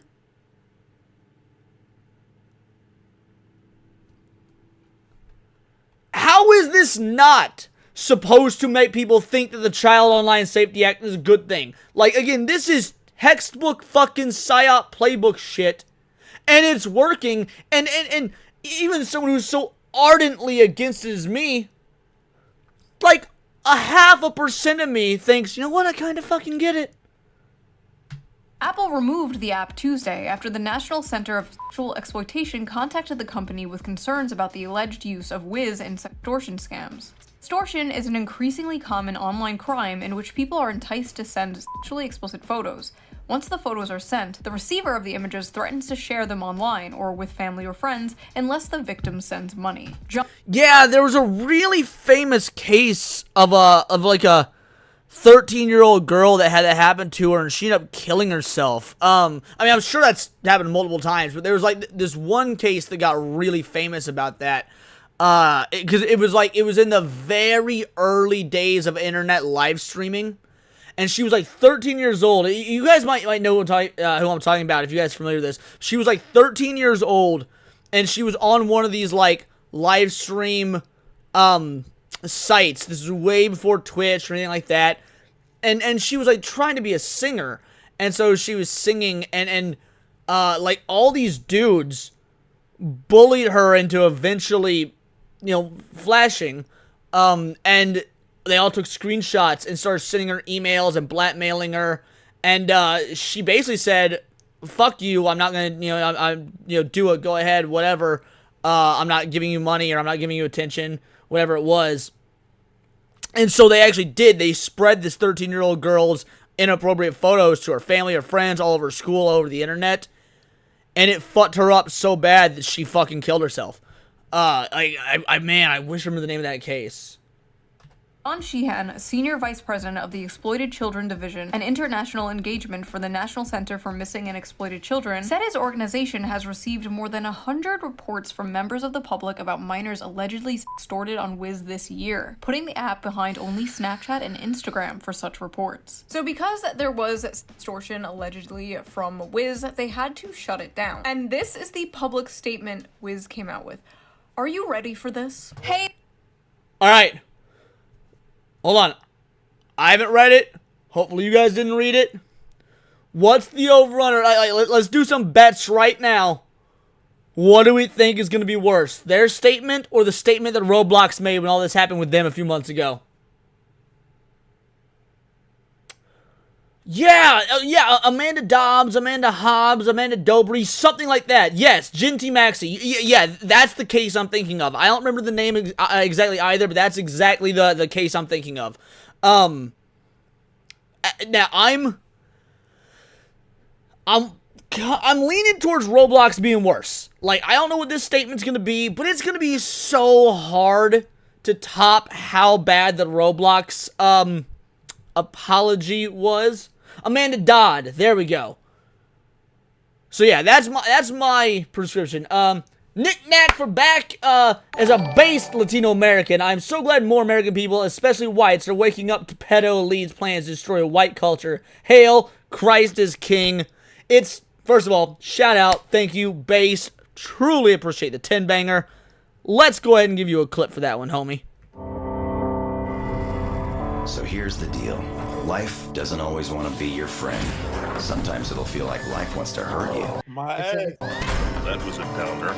But you can't just hide, because nobody likes a quitter. Your ass don't hurt. I'll go first. You gotta take chances. This fire isn't gonna stop me. They never said it was gonna be fun or easy. Subscribe to New Black Street. Subscribe to Atreus. And yeah, I'll catch y'all next Saturday. Now, I will... address something you said in the super chat though. You're so glad that American people, especially whites, are waking up to pedo elite plans to destroy white culture. I don't think they are trying to destroy white culture. What I think they are trying to destroy is the American the American culture, which, if it's being done properly, actually is a colorless sort of culture. It is a culture of true freedom and the responsibility that comes with using those freedoms. And so, like, again, because white culture isn't really a thing, because, like, white people in Norway are going to have different cultures than white people in France, are going to have different cultures than white people here in America. So white culture isn't really a thing, just like how black culture isn't really a thing. But I do think they are trying to destroy Western culture, specifically American culture, and that is a culture based around individual freedoms. Anyway, let's keep going. Let's find out if this is worse than the Roblox one. Hey there, just wanted to drop in with a quick heads up. Wiz is... Guys, I may have been wrong. This is already worse than the Roblox one. When you start your apology for child sexual exploitation on your app with, hey there, just want to drop in with a quick heads up. Bro, you failed the fucking assignment. How did this app manage to make Roblox look like fucking professionals? currently taking a break from the app stores due to a technical hiccup. We're working super hard to get everything sorted out and back to normal ASAP. Here's the deal. If you uninstall Wiz during this time, you won't be able to re-download it until we're back up and running in the App Store. So we recommend hanging tight. We're really sorry for any inconvenience this may cause. We appreciate your patience and support. Stay tuned for the update, and in the meantime, keep enjoying Wiz. Thanks for being part of our Wiz family. Oopsie poopsie with deal.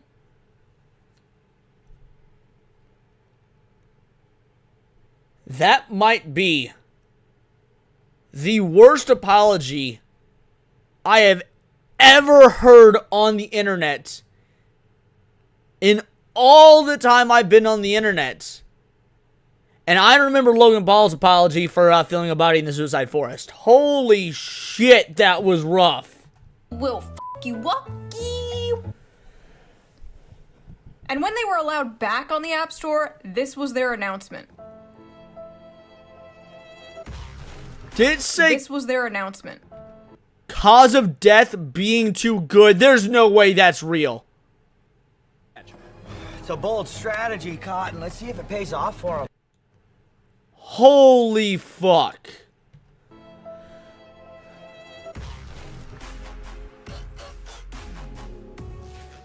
And then psych. Just like that.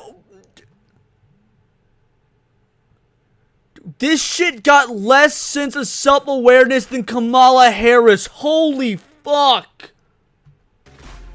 Imagine, if you will, getting banned off the App Store because of controversies surrounding extortion of minors. And then being like, we're back, bitches! The audacity. We're still working on getting back on the store. We miss you guys. Stay strong. I like the hashtag attempt here. Nobody is using that. It sounds like a rapper. All right. I gotta know. I gotta know what sorts of people retweeted that.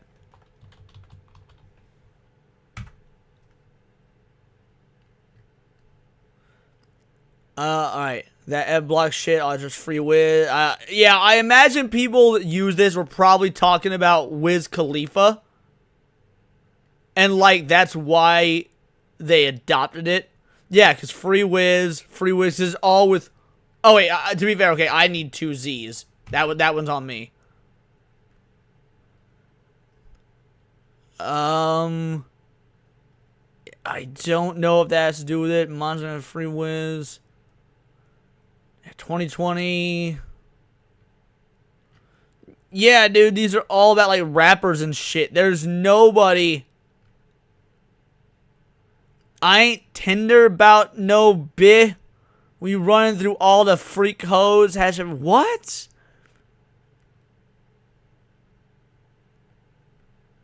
Yeah, no, I'm actually kind of proud of Twitter for once. Because, mind you, this is back when it was Twitter, not X. And it might be some ignorant fucking, like, Harlem shit. But at least there's nobody unironically saying this for the pedo app. Alright. Rare 2020 era Twitter W.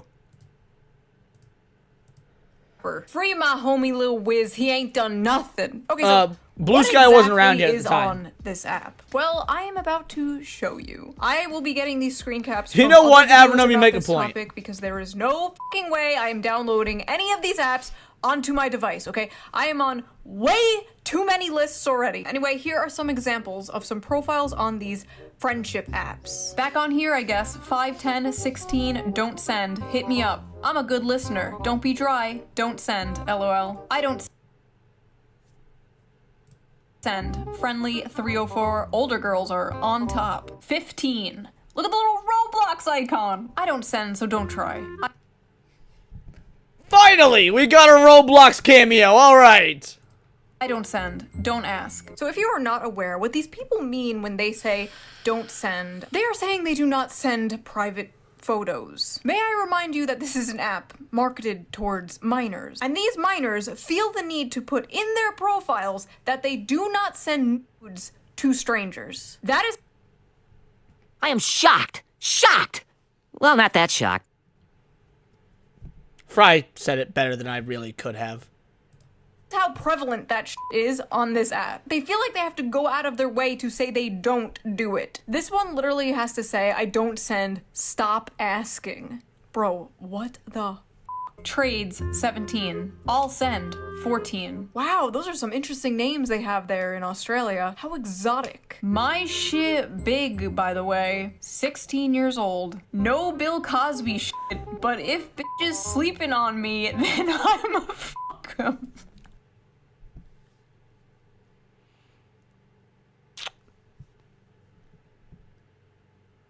That might be the whitest possible thing I could ever read. Like, you know the how do you do fellow kids meme? This is how do you do fellow blacks. What? Hit me up if you are a girl that plays variety games, listens to music, and has a decent amount of beauty, so I can actually appreciate you. I don't date gays or blacks.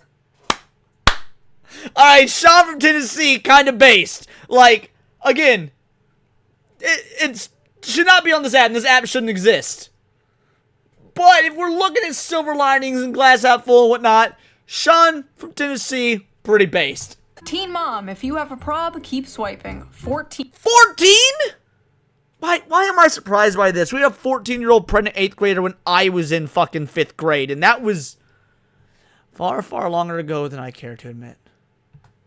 I like it in the back door. Violet, 15. Pull up for and smoking. Bring me a nick, though. DM to rate eggplant. Oh man, I sure love friendship apps. My favorite.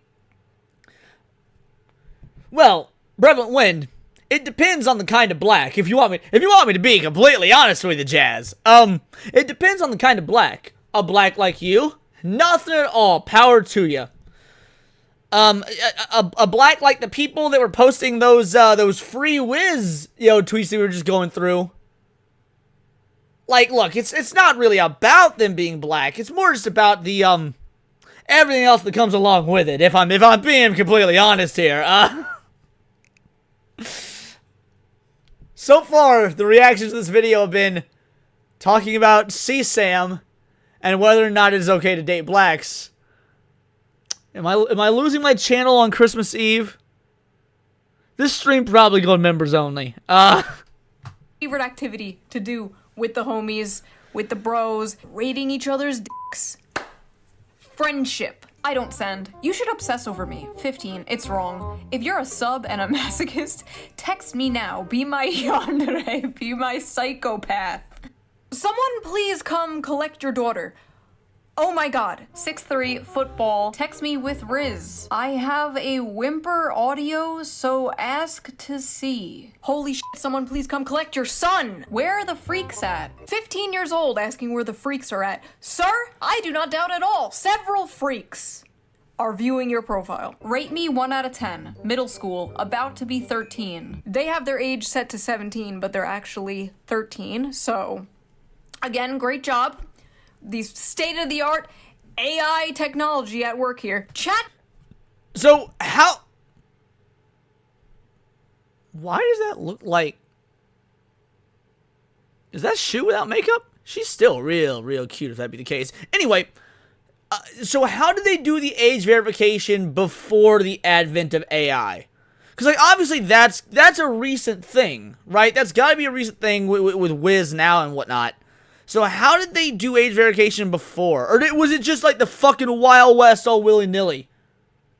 GPT says I'm 24 years old without makeup. I mean... At work here.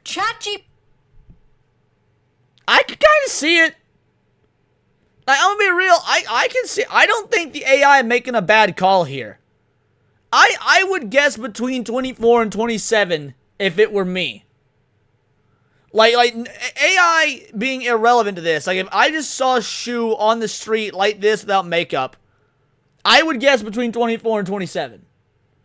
She's like 32, I think. GPT says I'm 24 years old without makeup. My 34-year-old haggard ass. I'm sorry if I do not trust fucking clankers to handle something like this. Yeah, no, again, I don't think that's a problem with the clankers. I'll be real. I think that she'll be one of them broads that underestimates herself. Like, she definitely looks younger than she is. Let's take a look at what actual teenagers are saying about this app, shall we? Is Wiz safe? No, I got sent CP on it. Bruh, I got asked, do you trade so many times? Most people on there are horny for real. Got way too many people. Man, if we did the breakdown of adults versus children on that app, I bet it's like a 80-20 split, 80 in favor of adults. Like, I am more than willing to bet that 20% of the people using the app are actual children, and 80% are adults pretending to be children.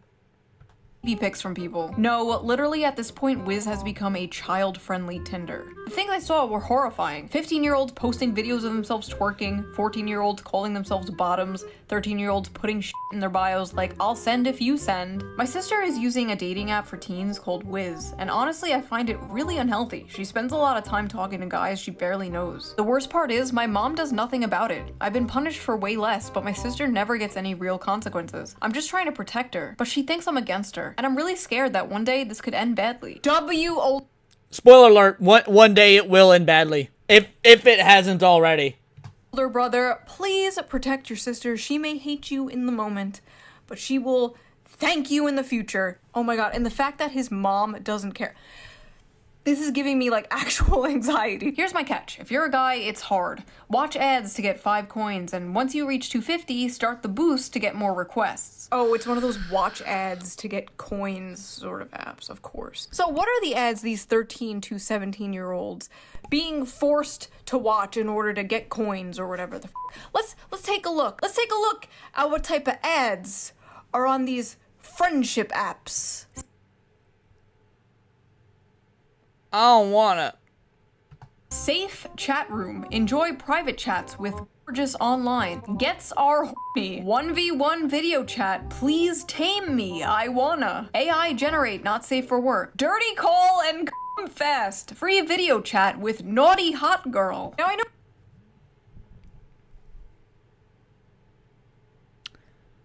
That actually might be the most disgusting part of this video yet. Because, like, if you were to be as charitable as humanly possible prior to this point, you could make the argument that this is an app that is for kids that is just being abused the way that many tools are abused, the way that guns are abused, the way that the internet's abused. Like, you could, if, I mean, you have to really, really stretch it. But you could try to be charitable in saying that there is no inherent harm with the app. However, it's being abused, and the problem is with the abusers, not the app itself. However, once you get to ads like that are in an app that is like overtly targeted towards children, it becomes indefensible by any single metric you could possibly come up with. Like, that is actually fucking disgusting. I cannot, for the life of me, understand how this would be allowed on any sort of app store beyond the conspiracy theory. I'm going to keep harping and driving this home. But I need, like, give me a more logical explanation. How is something like this that is marketed, targeted, and directed towards children have openly pornographic and sexual ads on it? If it was not a psyop, if it was not orchestrated to try and be, like, get big, become noticeable, become newsworthy, become headline worthy, to terrify a populace of parents into agreeing with online child safety. Like, that's, can you, I'm asking this in good faith, because if anybody can come up with a logical explanation that is not that far down the conspiracy theory rabbit hole, I would love to hear it. Because I actually can't think of one. I will give a few moments before we hit play to see if anybody can come up with any semblance of something that is less conspiratorial than that as to how this would be allowed on the App Store. Aren't the ads algo-based? I don't know. It very much depends. I don't think so. Or if they are algo-based, it's very poorly done. Because, like, I get algorithmically based ads on Instagram, for example, that have literally nothing to do with my interests.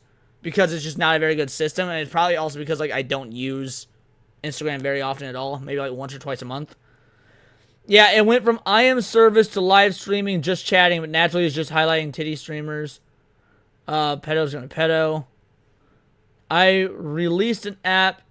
You just like you just like an ad system. I'm not sure what you mean by that. Oh, and you link an ad system. Okay. Yeah, this is. Well, nobody gave me a reason. Nobody getting, like, any reason how this isn't the conspiracy theory. So at this point, if I wasn't 100% convinced before, I am 100% convinced now. This app, its sole purpose on the market is to cause a panic and to create headlines and moral panics and outrages from parents, all by design, from these governments and corporations to get you to vote for things akin to online child safety acts and remove freedoms universally from citizens on the internet. I don't think it could be anything other than that at this point. Every single social media has an issue with this. Every single one, from Instagram to Twitter, there's always an issue of predators preying on minors on social media. But these apps in particular are created with weird intentions from the get-go. Like, why does a 13-year-old kid need an app like this, where they swipe on photos of people and, like, plan to meet them in person? They just don't need an app like this. The bad that potentially comes with it completely outweighs, like, any of the good that can come from an app like this. I truly cannot think, like, let's take the pornographic ads away. Let's say those didn't exist. I still cannot think of a single good or positive thing about this app. Like, I cannot think of any positive outcome, positive experience. Literally nothing.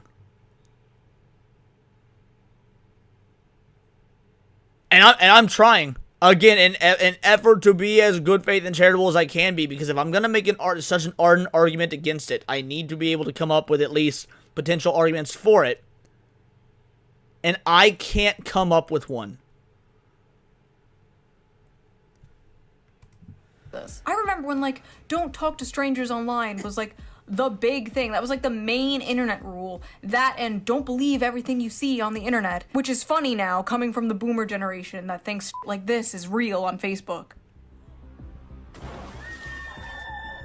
Meanwhile, nowadays, apps like this.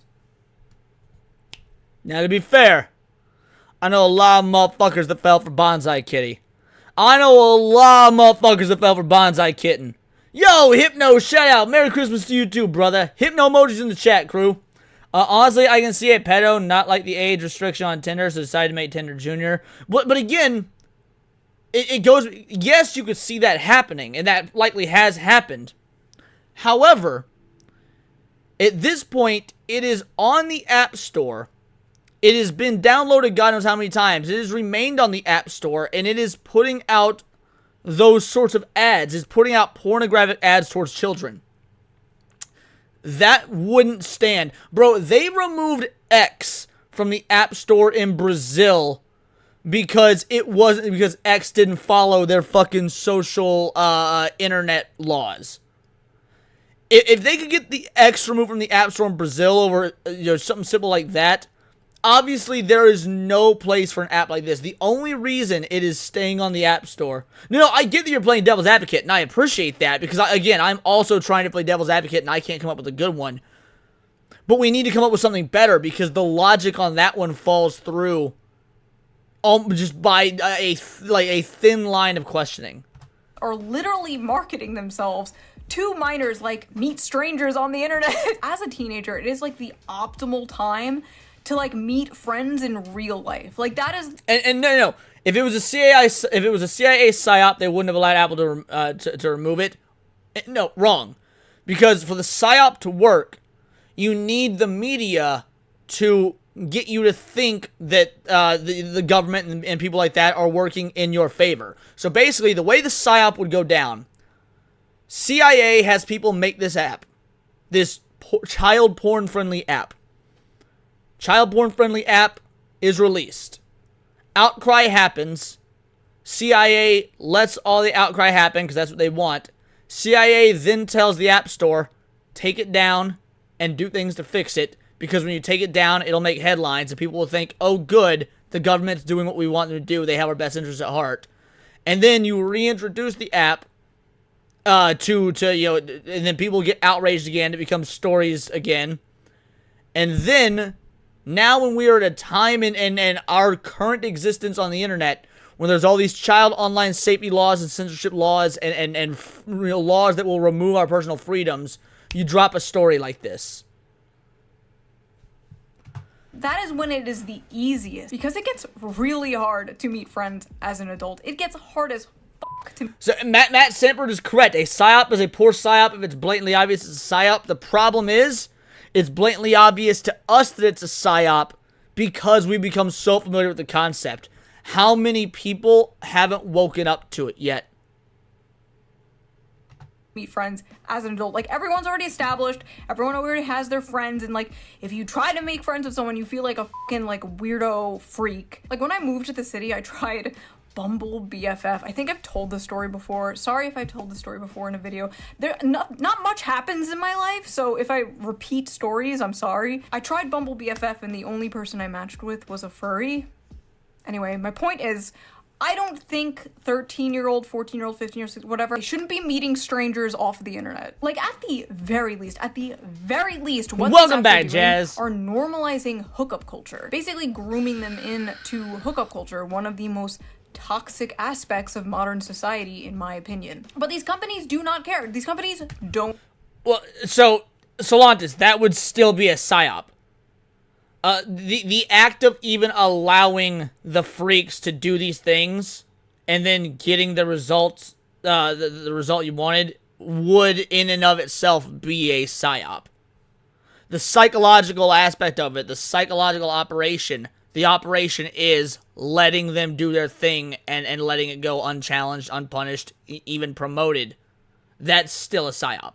Don't care, because at the end of the day, they are making a profit. It's not surprising at all that a lot of these apps showed up during COVID, during lockdowns, when many teenagers and kids were really lonely. Like I said before, the app is apparently full of ads, freaky ass ads. And you can buy like all this extra stuff on the app. There's like in-app purchases. There's like the fucking burger bundle, whatever the hell that is. I like how this is so blatantly like a French person's idea of like, this is like a French person's idea of like marketing to the United States. Bonjour, Americans. Would you like the burger? I gotta say, I appreciate this bit right here because this is bringing some much needed levity to a very heavy topic thus far. So you can have a 13-year-old girl on your, how you say, oui. One of the biggest issues though, besides the predators or the normalization of hookup apps, is the fact that this app is mainly used by minors to trade photos with other minors. A lot of people, a lot of teenagers especially, don't know that even though you're also a minor, you are still technically creating and distributing CP. If those pictures somehow get out, if she breaks up with you and posts them, you could both get in trouble. You could go to jail. You could be labeled a sex offender. Yes, you as a minor could be labeled a sex offender because you sent pictures to another minor. And that's what like 90% of this app is. Minors getting each other's links and trading and whatever the like, how do the creators of this app not see that? How do they do see it. They don't care because a burger bundle. So what can we do about this? One particular promising solution pending before Congress is the Kids Online. Finally, she's getting to it. We've got 4 fucking minutes of the video left. Sorry, I'm not angry at you. I'm your biggest fan, but Christ in heaven. I hope her average watch time is better than mine. Cause I do like 20 to 40 minute videos, and my average watch time is like 10 minutes. So if she's throwing this in at the end of the video, I hope people watch her videos to completion, so they can actually see this part. Online Safety Act, a bipartisan bill that establishes a duty of care for online platforms likely to be accessed by children. Say it with me, class. If a bill is bipartisan, then it is bad for everyone. Listen, of course I think government regulation is absolutely necessary to keep corpos in check. If not, they would just do a bunch of immoral, evil shit for money. However, I do not trust the government to handle anything regarding free speech and the internet. Listen, in a Based! perfect world, the government would step in and make the internet a safer place for children. But we do not live in a perfect world. We live in hell world. And in hell world, anything the government gets its grubby little hands on turns to shit. It will go from, we're just protecting kids, to, we're just protecting adults from bad opinions. It will go from, sorry little Timmy, you can't watch Fat Booty Latinas in Space 12, to, sorry grown-ass man, you can't post that opinion about Israel. But I don't know, you need a government ID to buy alcohol or... By the way, obligatory fuck Israel and fuck Palestine. I hadn't said it yet this stream, so yeah, fuck them both. Weed online. Why shouldn't you also need a government ID to watch or access apps like this? I don't really know. I kind of like go back and forth on my opinion of stuff like this. I don't really have a fleshed out opinion of this yet. My husband has not given me my opinion of this yet. Based again. All I know is it is ultimately the parent's job to monitor what their kids are doing online. But in my opinion, something like this shouldn't even exist in the first place. Like imagine, yeah, we created meth for kids. You as a parent, you know, you keep your kids away, but you know, the meth for kids is here. You know, if they want it, if they want to buy it, like, no. By the way, meth for kids, I shit you guys not, was an SNL sketch in like 2008, I believe. Hold on. I can tell you the exact year. When did Michael Phelps get in trouble for smoking weed? 2000. Okay, yeah. Sorry, February of 2009 with a podium photo from 2008. So yes, in 2009, Saturday Night Live had Michael Phelps on as the guest host. And because he got in trouble for a fucking photo of him smoking weed, they did a whole bit about him endorsing the new product, My First Meth Lab, a meth lab for children. So, like, what Shu is talking about now as a legitimate fucking possibility in 2025 was a Saturday Night Live sketch in 2009. Also, like, the parents are giving their kids iPads right out of the f***ing womb, dude. These little motherfuckers. By the way, how fucking impressive is it that your boy got such a goddamn good memory that I can recall a specific SNL sketch from 2009? Can't read. Australia is actually enforcing the first social media ban for kids under 16. These are the platforms being banned in. And it's not going well, by the way. Kids have already found ways to circumvent it to the moon and back. It is a catastrophic failure, just like everything else in Australia. The only things in Australia that succeed are the emus in fighting off the Australian fucking populace. Australia. Facebook, Instagram, TikTok, Snapchat, X, YouTube, Reddit, Threads, Kick, Twitch. And these are the ones that are still allowed. Steam, WhatsApp, Messenger, YouTube Kids, Pinterest, GitHub, Google Classroom, Lego Play, Roblox, and Discord. I'm sorry, stop. Australia, why do you even exist? Why is... Antarctica is more relevant at this point than Australia, and they don't even have a military. Yeah, exactly, Paul. The professor was right. I don't want to live on this planet anymore. You want to protect children, and you didn't ban Discord? Also, wow, I almost forgot. Roblox is also trying to become a dating website. Roblox, the game. Third Roblox mention of this video. In a video not even about Roblox. Mostly used by children. I feel like kids are in such a rush to be adults. Today more than ever. I think because like social media and influencers. Oh my god, apparently the most popular jobs for children that they want to be when they grow up are like streamer and like YouTuber. We're so cooked, dude. I swear. Now, to be fair, that's to be expected. I mean, because like, when we were kids, the most popular jobs were things like rock star and movie star. Being a like YouTuber, streamer, whatnot, that's kind of the equivalent nowadays, because I mean, let's be real, we've moved to a period of time where, you know, societally, like musicians and actors and whatnot, they've lost their cultural relevance and influence to people on like YouTube and Twitch and shit like that. So I don't really think that that's any different than how it's kind of been probably since like the 80s at least. Swear to God, if my kids come up to me and they're like, I want to be a YouTuber like mommy. Nightmare. No, you're going to college. You're getting a degree. You're not going to be an e-girl. You're not going to... No. You are not going to college. And Shu, you should fucking know better than this. College is a goddamn scam. Unless you mean a trade school or an apprenticeship. No, you're not going to college. You're not going to the far left Marxist indoctrination machine. Shu, you're fucking better than this. Be a streamer. You're not gonna be the next Asmongold. You're gonna be normal. I've said this before, but like my kids are not even gonna know the internet exists. I'm going to raise them as if it is 1875. And God forbid like a phone rings in our house. What is that strange bird I hear? Personally, I had unrestricted access to the internet when I was growing up and I turned out fine.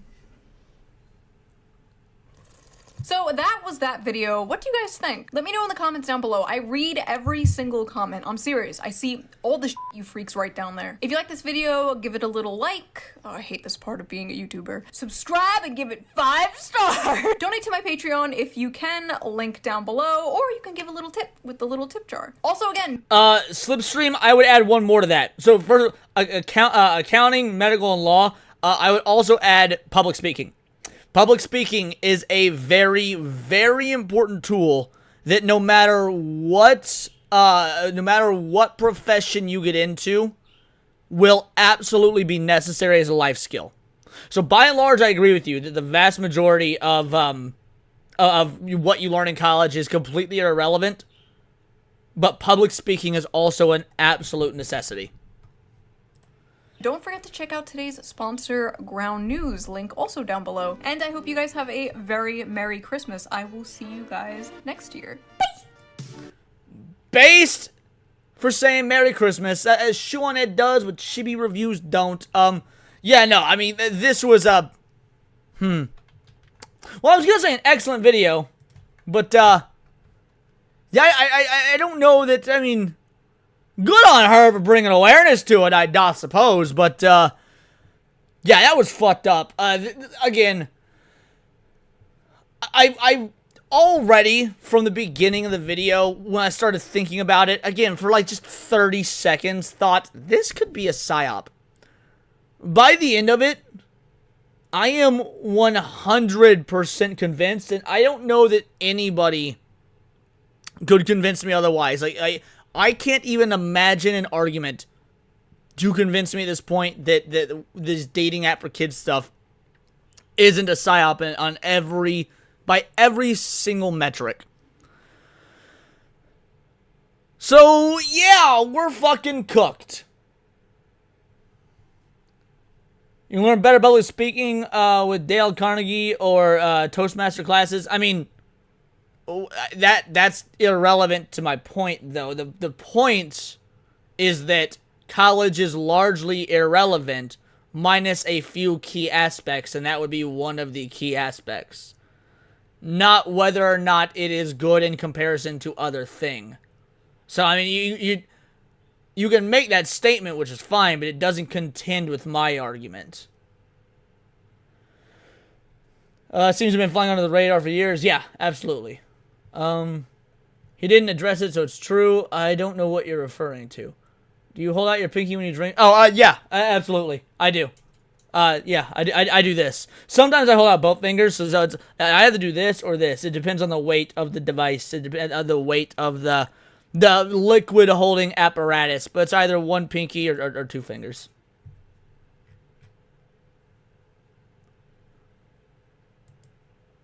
I mean, again, I'm a huge advocate for trade school. However, public speaking is still one of the most important life skills you could possibly have, and it does need to be taught to you in some function. Or you need to learn it in some function. Again, I'm a huge advocate for trade schools. I think that 90% of individuals should go to a trade school or an apprenticeship or something of that nature. But public speaking is an absolutely necessary skill that everybody needs to learn. Excuse me. Public speaking is a skill that you can only learn if you actually decide to learn it. Solantis, I don't know how to tell you this. All skills are, skills that you only learn if you actually decide to learn. That's what makes it a skill. Like, you don't just pick up an instrument and know immediately how to play it. It's, there's no such thing as a skill that doesn't require you to learn. I'm not sicker than I am today. Uncommon occurrence. Yeah, I'm not doing so hot, but it's a-okay. I ain't gonna let it get me down.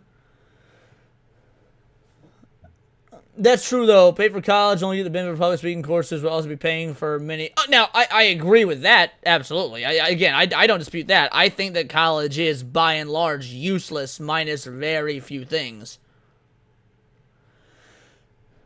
But, let's move on.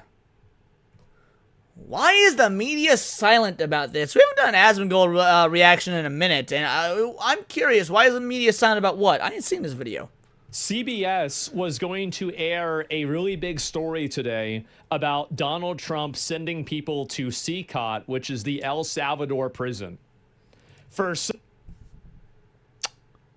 I assumed this was going to be something Epstein related. Interesting. Why isn't the media talking about this then? For some reason it didn't get published. I don't know why. We're gonna look at it. Here we go. Catch you later, Scotty. Not even public crucifixions. Would there be? You can ask me, right? Just directly. Like, again, I like directly answering questions. Would there be a world where I would be in favor of a public execution, crucifixion style nowadays? Absolutely. I was about to say, if the answer in any way, shape, or form is no, then he is wrong. I am a huge proponent for public executions. I like with beyond the shadow of a fucking doubt. As for doing it crucifixion style, I mean, again, I don't see why not. Like, it doesn't, like, the manner of death doesn't matter to me. The fact that it's public is what matters. Without even a second of hesitation. Of course. Yeah, why not? Sure. Yeah, why not? Yeah, why not? I don't see the reason why. Yeah, I knew the answer. Yeah, like, what do we mean? Like, yeah, that's your answer, right?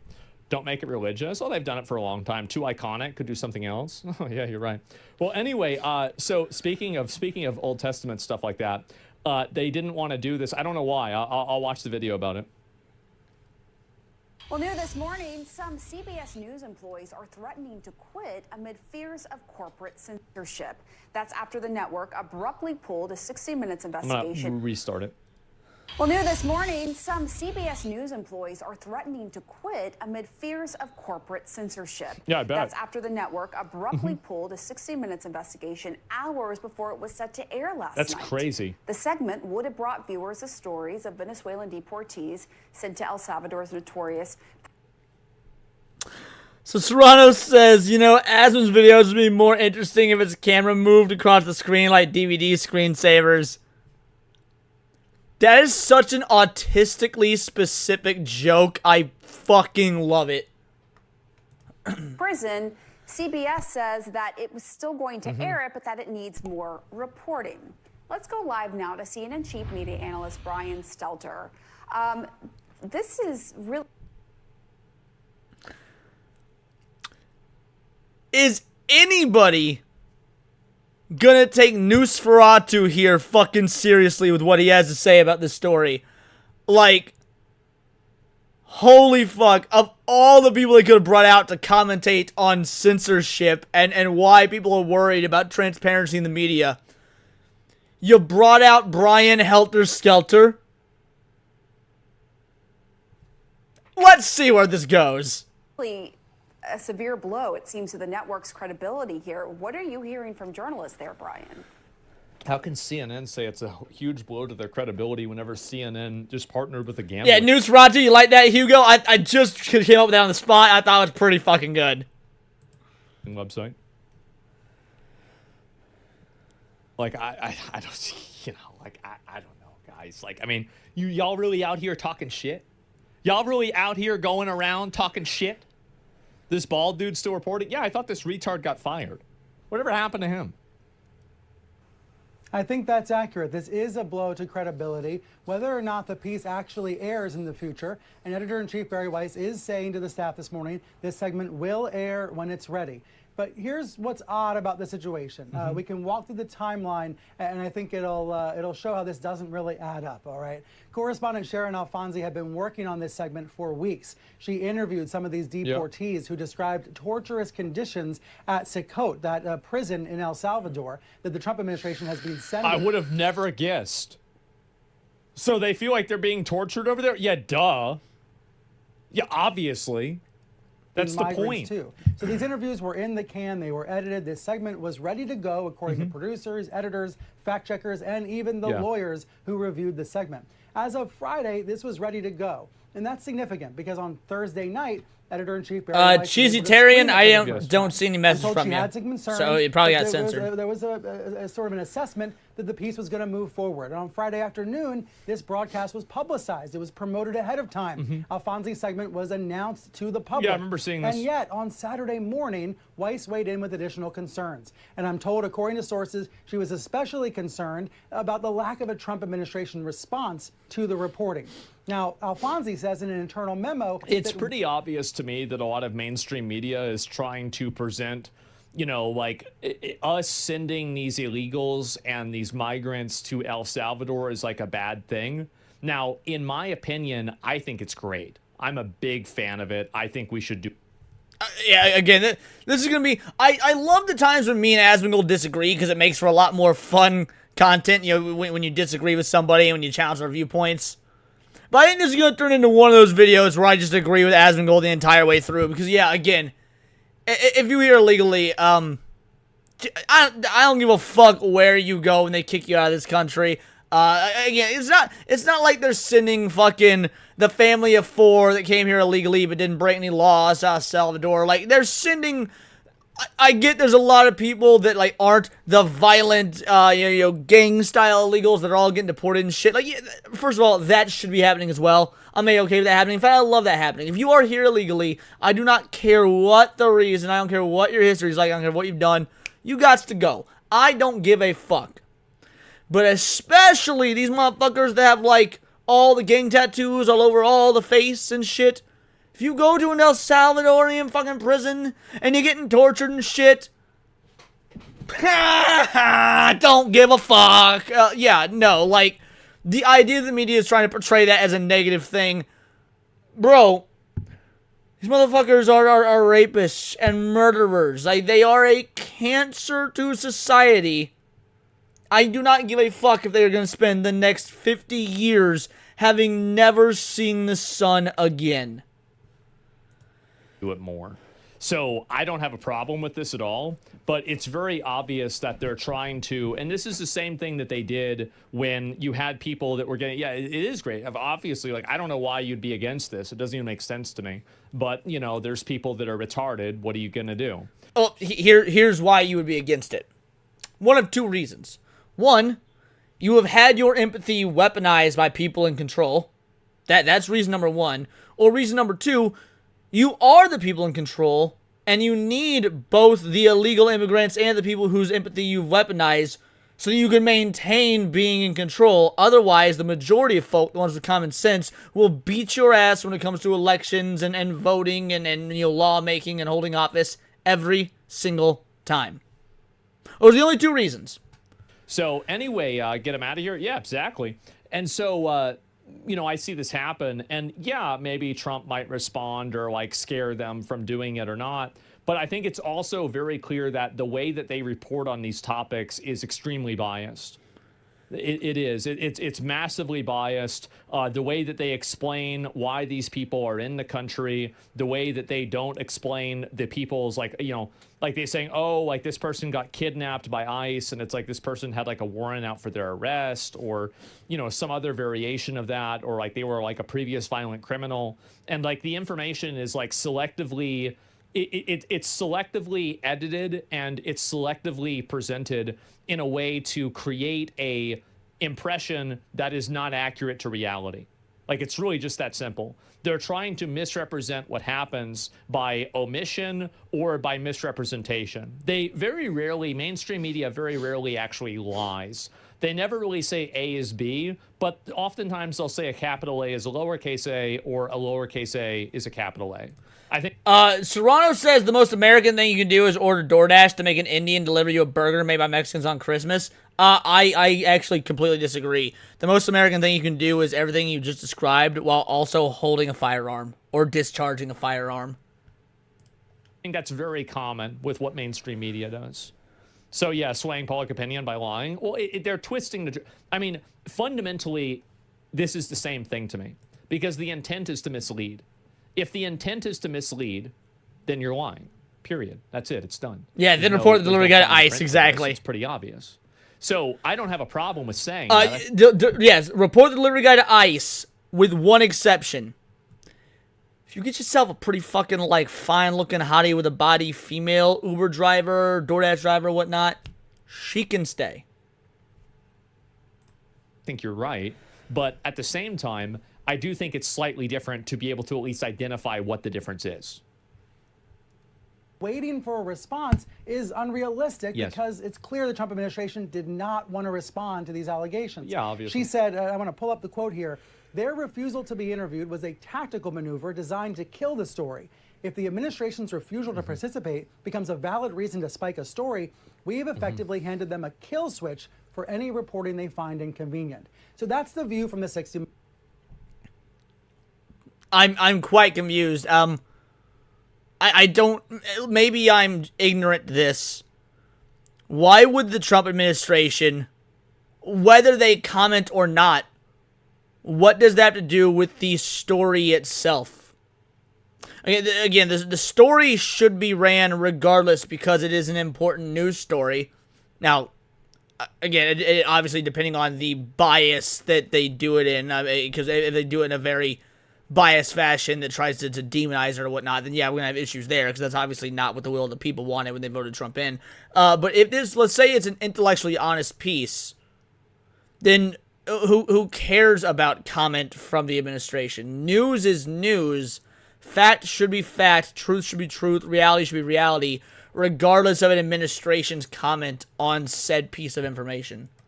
And its reporting team. Well, they can come out and report it anyway. Like, they don't need to ask Trump. They can do it. Yeah, Why do they have to do that? This was ready to go. It was in the can. It was going to be broadcast on Sunday.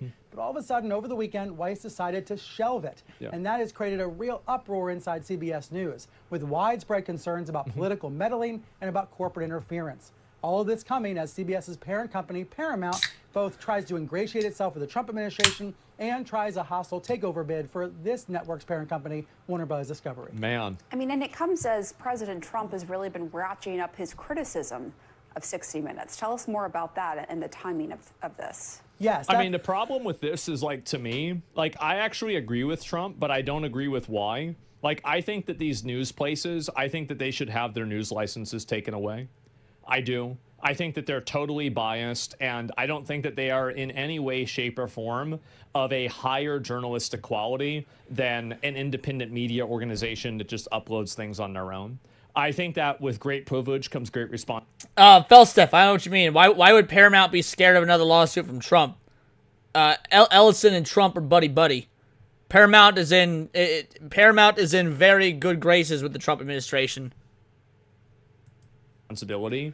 And why is it that these news publications have extra rights and extra opportunities when they're basically just using these things and co-opting them to push an agenda? That's it. So I really, really don't like that. And I feel like that's something, like, I don't like that Trump is doing it as, like, just basically he's doing it as a defense for himself. I think this is just true regard. Well, I mean, yes, he's doing it as a defense for himself. Asmongold is correct there. But he's doing it as a defense for himself because of all the bias and accurate reporting that's being done on him that Asmongold says that he is against in the news. So, I mean, this is a case of two things not only can be true, but two things are true. Regardless. Like, I've watched mainstream media, CNN, all of these places misrepresent every single possible thing that they can in any story, try to escalate. They lost a 60. Paramount has that Trump Park show. I think no. The if I remember correctly, was it Paramount that lost the lawsuit, or was it a company that Paramount was attempting to buy that lost the lawsuit? Either way, like I said, at this point, Ellison and Trump are buddy-buddy. I mean, that's confirmed. Ellison's a big MAGA guy, so that's... Yeah, I mean, that lawsuit... I don't know when that lawsuit started. Yeah, actually, let's look that up. When did the Paramount-Trump lawsuit start? Lawsuit against Paramount, owner of CBS, over the edited Kamala Harris 60 Minutes interview started October 2024. He filed in district court alleging consumer deception, $10 billion. So yeah, I mean, it started a year and a half ago. Almost a year and a half ago, not quite a year and a half ago. So yeah, that's yeah. Look at Paramount been a pretty pro-MAGA company for a while now. Any sort of racial disparity between two groups of people. They do everything that they possibly can, and I think that they are ultimately an enemy to the people. I think that all of these media companies are enemies of the people. That's right, and that is the essential That's what I context think. here. You know, when Paramount changed hands earlier Yeah, I'd this be the year, EB. You're Trump probably stated correct. new owners, Yeah. David Ellison and his father, Larry. Well, I bet. He described them as friends and supporters. Trump was very excited to have CBS moving into... Why being biased removes their rights? Shouldn't the market decide? Well, I think that they should, but media companies have extra rights, and, like, basically it's harder to sue them for, like, something like defamation, for example. Well, Asmongold, I'll let him cook, but there's a very simple way to explain this that Asmongold already is wrong about. Because the guy's question was, shouldn't the free hand of the market decide? The answer is yes. However, it is up to the free hand of the market to let the people decide based on them operating their business transparently, we'll say. If the business is not transparent, then a decision, an informed decision, can't be made. So yes, while the free hand of the market should be able to decide, you have to have the people who are, you know, influencing the market actually know what they are purchasing. And I think that they should not have those extra rights because they're not behaving and acting objectively. They're subjectively reporting things. It's the same as, like, I don't think Fox should have it either. Like, it's not like this is, oh, they're bad because they're Trump. I think that all mainstream media is biased. Correct. And I don't think that they should have any extra privileges or opportunities for that at all. So that's the reason. New hands. But 2 weeks ago, Trump changed his tunes. He started to criticize Longer the special, Ellisons yeah. and 60 Minutes specifically. Trump at first was mad about an interview with Marjorie Taylor Greene that aired. Does the market have a free hand at the media companies owned by 5 parent companies? Those 5 all report to the same crap. Bingo, bango, bongo. Correct. Exactly. Like I said, there is literally no transparency because I bet you 90% of people don't realize that's the case. On the broadcast.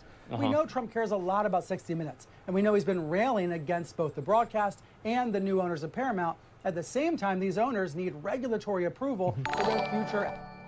Cheesy Tyrion for a 5 banger says, I don't want Cirrus Affiextions. Alright, I'm gonna need somebody to translate the fuck out of that for me. That looks like somebody was trying to T9 text and they got it all sorts of fucked up. I don't want... Oh, crucifixions. Okay, crucifixions.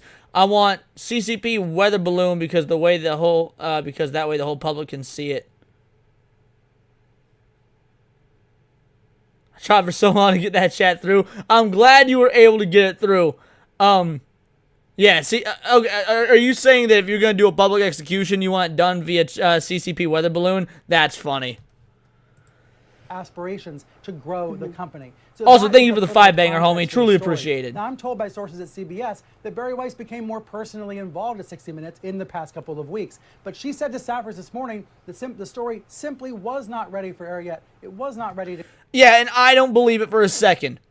If the statement starts with Barry Weiss said, my immediate response is, then I don't trust it. I do not trust what the most ardent, biased advocate for Israel for years has to say when it comes to any sort of transparency in media. Barry Weiss, while I will acknowledge she did good work with the Twitter files, is a complete stooge for Israel, and as such, I don't believe anything that she has to say is in the best interest of America. Because she could be right about the Twitter files. She could have done good reporting on the Twitter files. But that could benefit more than just America. Again, I do not believe and will not believe that she is an America First individual. Again, she is a stooge for Israel. So why would I trust anything you have to say about America? Go. More reporting. Hey, shout out to the real Tom Biddleboos. Yeah, shout out, Tommy. Appreciate you, homie. Thank you for the raid, man. Must be done. And frankly, I'm not hearing many supporters of hers internally at CBS. I'm hearing a lot of criticism about this decision. It's impossible to know why something like this happened. Like, I think that it's probably true that she didn't want to air it due to retaliation, but it's not for sure. But you know what's happened, Pam? A lot more people are suddenly interested in the story, right? A lot more people suddenly want to know more about what these detainees have said they've gone through. So this is one of those situations where the controversy, the scandal is actually going to draw more attention onto the Trump administration. I wonder if that was the strat. Like, do you think it's possible that that was the strat? Hype this thing up, bury it, keep people to outcry about it, then release it so you get more eyes on it and whatnot and more sympathy?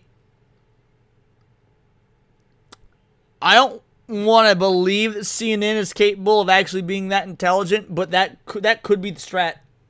Effort to deport these migrants to this very hostile prison where some men say they've been tortured. Yeah. Shouldn't have been here illegally. That's what I think. Shouldn't have done it. Yeah, exactly. Don't give CNN that much credit. Again, I don't like doing it, so I'm trying not to. Yep. Nobody asked you to come here. Shouldn't have been here. Maybe then they'll watch this and they'll be like, okay, well, maybe I shouldn't show up then. Could this be a marketing ploy? Well, I think it should be. Yeah. Right, exactly, Demon Carol. All right, so tell us more about what Weiss said in her statement, and also, just to be clear, Nothing is Jan true, Alfonsi everything is and permitted. The 60 Minutes team had reached out multiple times to the administration for a statement and interview, right? And the administration declined. I just want to be clear. This doesn't mean they deserve to be tortured, though. I want to see what the conditions are. Well, here's what the conditions are. It is not America, therefore I don't give a fuck. Why, on God's green earth, should I give a fuck about what some godforsaken hellhole prison that looks like out of a fucking Dark Knight trilogy movie has to do in a country who gives a fuck where, when I'm here in America and want some people that shouldn't be here fucking gone? In the words of a wise black man, the fuck that gotta do with me? here's the question. If they were being tortured, would I agree to not send them there? No, I don't care. Don't give a shit. Shouldn't have come here. And also, maybe that's a good thing now that they know. So they know what's on the table if you break the law, is you get sent to some fucking torture prison in El Salvador. Maybe then they'll stop showing up. Like, you realize that there's a lot of other countries that have policies like this now, right? Like, it's very common. Like, this whole idea that, like, people can just come here and, like, flagrantly break our law. Yeah, didn't, like, the fucking president of South Korea put drug dealers to death? I'm pretty sure that was his stance. We'll duck go it just to be sure. Did the president of South Korea call for the death penalty of drug dealers?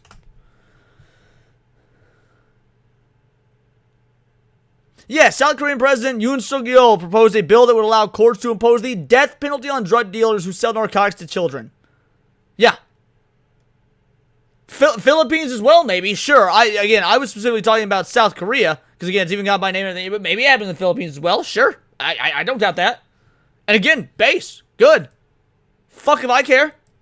Like, again, like, here's the dealio. Here's what people never want to talk about.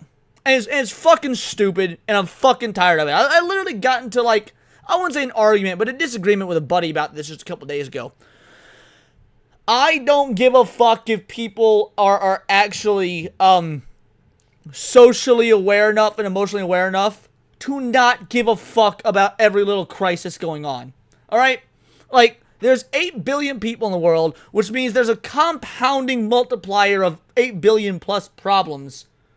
I don't give a fuck about slave labor in China, and I'm tired of pretending I do. I don't want anyone to pretend, because human beings cannot care about this shit all the time in full faction. Yes, I get it. There's fucking child slaves in the cobalt mines that make shit for our fucking cell phones. Is it tragic? Sure. Do I give a fuck? No. No, I don't. And it is not feasible. It is not feasible in any way, shape, or form to care about all of these worldwide injustices and shit. You are either lying to everybody that you care about them, or even worse, you are lying to yourself that you care about them. Would it be nice if we didn't have, poor little 12-year-old black Udagye, like digging through the fucking cobalt mines? It'd be nice if that wasn't happening, but the reality is, it is. And me worrying about it or feeling sad and upset spaghetti about it ain't gonna fix a goddamn thing. So no, I don't give a fuck. You wanna know what I do give a fuck about? Whether I can afford fucking groceries. Because I look out for me and mine. Once again, I reiterate, the fuck that got to do with me? Laws, disrespect the country, commit crimes here, and then somehow we're supposed to, treat them the right way? Who gives a Paul says members only vid for sure. You're right, though. You're right. Fuck. Just send him out of here. Get him out of here. What are we doing? I respectfully disagree with that. Deporting him is fine. There's people who deserve to not be tortured. Well, then they shouldn't have been here. That's the way it is. Here's a good example, right? Is that if you jump into a tiger's pen inside of a zoo, you're going to probably get mauled and killed by tigers. Do you necessarily deserve to be mauled and killed by tigers by doing this? No, not really, right? But no, yes, actually, no, okay, finally, I get to disagree with Adam Gold. Yes. If you are sub 86 IQ to the point that where you were so retarded that you could, because again, the way he phrased, let me make sure I got his, to be fair, let me make sure I got his argument correct, because I don't want to misrepresent him. You're going to probably get mauled and tortured. Well, then they shouldn't have been here. That's the way it is. Here's a good example, right? Is that if you jump into a tiger's pen... Okay, good. I do have his argument correct, because he said if you jump, which means it's voluntary. So, yes, if you jump into a tiger pen, you do, in fact, deserve to get mauled by tigers, because you are so low IQ, you are so fucking retarded, you made the active choice of your own volition to dive into a tiger pit at the zoo. Yeah, you deserve to be mauled. We don't need you. You're a fucking retard. You're bringing down the gene pool. It is actually only objectively good that you are now gone. Inside of a zoo, you're going to probably get mauled and killed by tigers. Do you necessarily deserve to be mauled and killed by tigers by doing this? No, not really, right? But it's what's going to happen. So you know what people do? They don't go into tiger pen. That's the goal. Again, there is a goal that I have. The goal is what matters. On that. That's right. Because that you can understand, yes, if we're not representing one... comments. Yeah, go ahead. These requests for comment went unanswered, according to But was it Alfonsi. also for an And she's interview saying or just a you can't comment? wait around forever and only broadcast the segment if they agree to be interviewed. She says that would amount to a kill switch. However, Weiss said this morning on the network's early morning editorial call, quote, we need to be able to get the principals on the record and on camera. She means someone like Stephen Miller, the deputy chief of staff at the White House. She's insisting on having those interviews. And again, that is her prerogative as editor-in-chief of the I think it's important to have interviews from people from the administration, and it's guaranteed that it would be a better show and it would be a better episode if you did have those people on talking about it. But, I mean, if they won't talk about it, then you should just release it anyway. That's what I think. She felt so strongly, why did she only make this decision over the weekend after the segment was announced, after it was ready to go, according to staffers, after it was already publicized? There's something strange about the process here, and then there's the political overtones that are inescapable, and that is why so many CBS staffers are now alarmed in this moment. Yeah, and just to be well, the reason why they're alarmed is because CBS is maybe like now they can't use this news agency to be a vehicle for them to push propaganda. That's the reason too.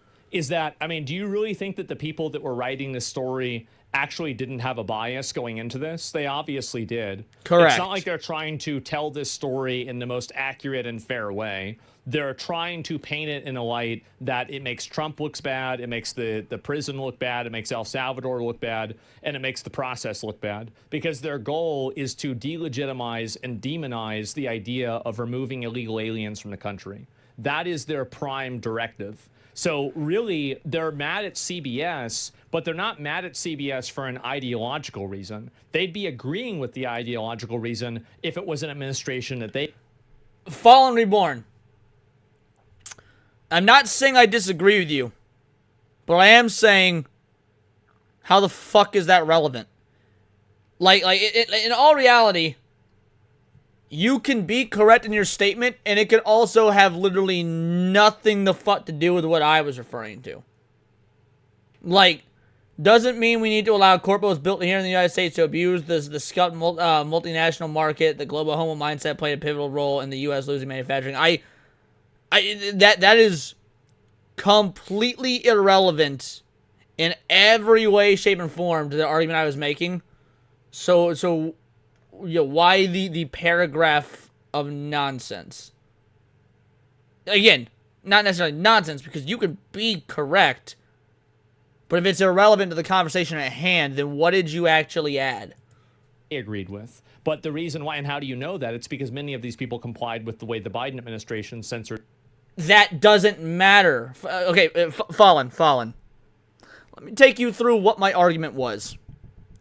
The argument was, the position I held was, there are a gajillion problems in the world.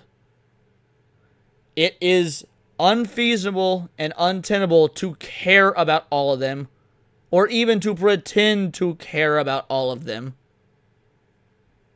That was the argument. So regardless of what Corpo is doing the mining, that is irrelevant to the argument of whether it is feasible to care about all the world's problems. Things during COVID. You didn't hear them talking about this. You never did. Why is that? It's because they agreed with it. So the fact is that this is not an ideological argument. It's not a principled argument. It is a power argument, and it is an advocacy argument. That's what they care about. They don't care about the issue. They don't care about the process. They care about the issue. And they're pretending to care about the process, so their caring about the issue seems more independent. Well, by the way, to add to what Asmongold just said, actually to correct what Asmongold just said, they don't even care about the issue. Much like we were having this whole pretend to care conversation just now, they don't care about the issue. They are pretending to care about the issue because feigning like they care about this issue will be able to emotionally manipulate individuals so that they can further their agenda.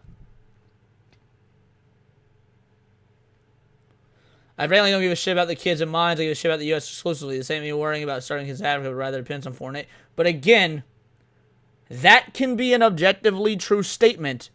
It has nothing to do with what I was talking about. 60 Minutes asked for an interview. Well, not just comment, right? Anybody it can asked see for this. interviews with They're administration clearly officials, biased? and Yeah, that they was are. denied. Okay. Brian Stelter. That's what I think. That is what you. Alfonsi says, and it's notable that Alfonsi wrote this memo to memorialize all of it because she wanted everyone to know what happened. Yeah. Yeah, Right, sure. and administrations do this intentionally sometimes. They stay silent, they don't put anyone out, they don't provide comment as part of a strategy. And Alfonsi is saying that to override that is not journalistically sound. All right, Brian, thank you so much. Appreciate it. Yeah, I mean, there it is. Asma Maggot. No, I'm not really a big, I like some things Trump does. I don't like other things. But I do like the idea of sending the illegal migrants to El Salvador. And I don't really care about the conditions of the prison. I just don't give a shit. I mean, they shouldn't be here. They knew they shouldn't be here. They know they shouldn't be here. They're breaking the law. They're probably breaking the law while they're here, too. Like, what are we doing here? Trying to, like, fucking micromanage. Oh, it's not fair. Well, it wasn't fair for Americans that you just came here and started living off of our system, right? So that's the way I see it. I know there's some people that disagree. They don't see it that way for whatever other reason, but that's the way I see it in general. And I don't care about it at all. But if they want to, and I think also if they want to run the story, I think they should. They should definitely come out there and say it. And if you don't, the thing is that everything should be openly stated. Even whether it's bad or good or anything else, it should be openly and directly stated. Yeah, but if they openly and directly state everything, then the people would actually be informed, and they wouldn't be able to take mass control of the populace and mind control them and drip them all this propaganda to make them live in the pods and eat the bugs and be happy. Like, you cannot control a people if the people know what you're actually doing and how you actually feel and what you actually want. And at the end of the day, that's what these folks want. These power players want control. So yeah, it does not matter the way things should be because they can't attain the means of the ends by doing things the way they should be by our correct moral standard. I'm confused then. If the U.S. built corporations are fucking off out of the nation to pay pennies on the dollar jeets of U.S. profits, how is that not a problem for the U.S.? Okay. I'm going to say this in the most basic way possible. I am not saying what you are saying is wrong. I am not saying what you're saying isn't correct. What I am saying is that wasn't the point I was making. That wasn't the point of my argument. so therefore it is irrelevant to bring up. The argument that I was making, and again, I will make this very, very fucking clear. The argument that I was making is that there are individuals out there, many of them, in real life, on the internet, whatever, that either try to care about all the world's issues or pretend to care about all the world's issues.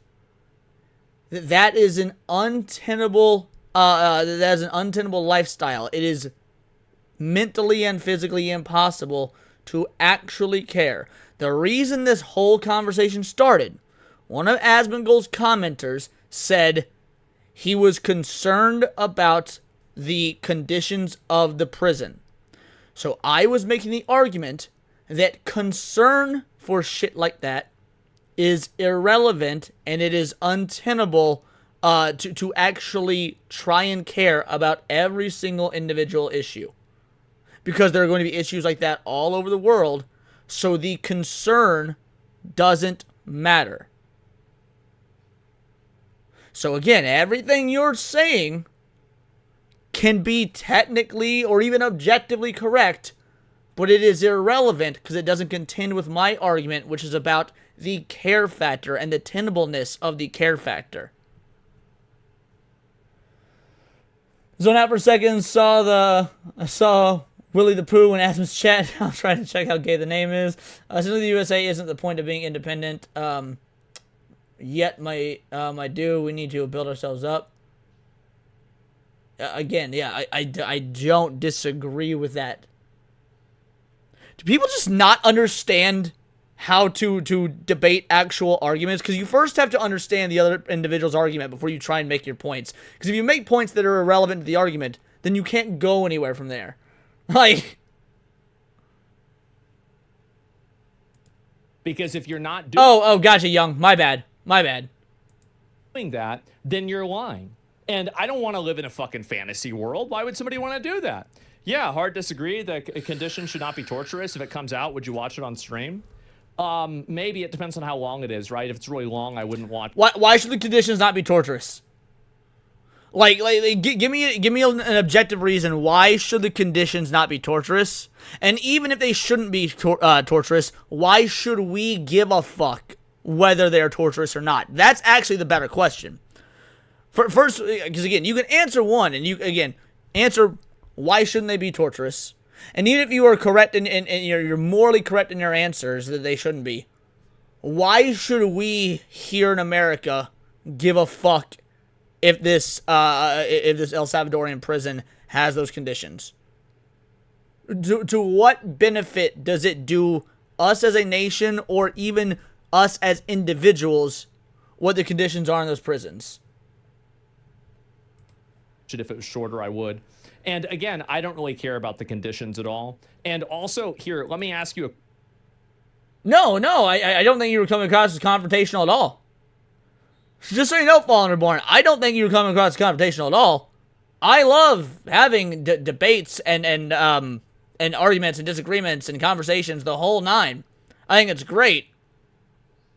But the thing about doing this live with a chat and whatnot, and this isn't just you thing, this can happen to anybody, and it's happened to me when I'm in chats again while other people are streaming, is when you make comments and have a dialogue back and forth, it's very important to understand the initial claim that was made before the debate or the dialogue or whatever can even be had.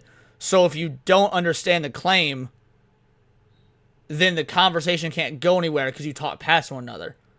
So I don't think you're being confrontational at all. I just didn't think the point that you were trying to make was anyway relevant to the point I was trying to make. Question.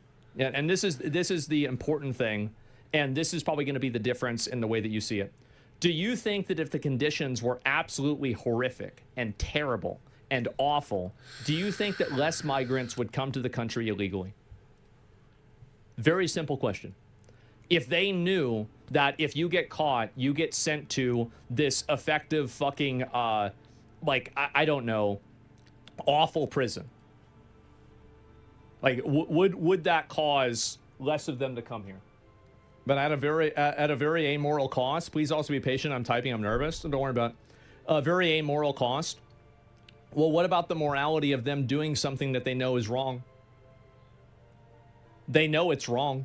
Like, it's not like it's a secret. So, like, you agree that it works and that they did something wrong. It's effective. This is what matters. Yeah, that's the way I see it, more than anything else.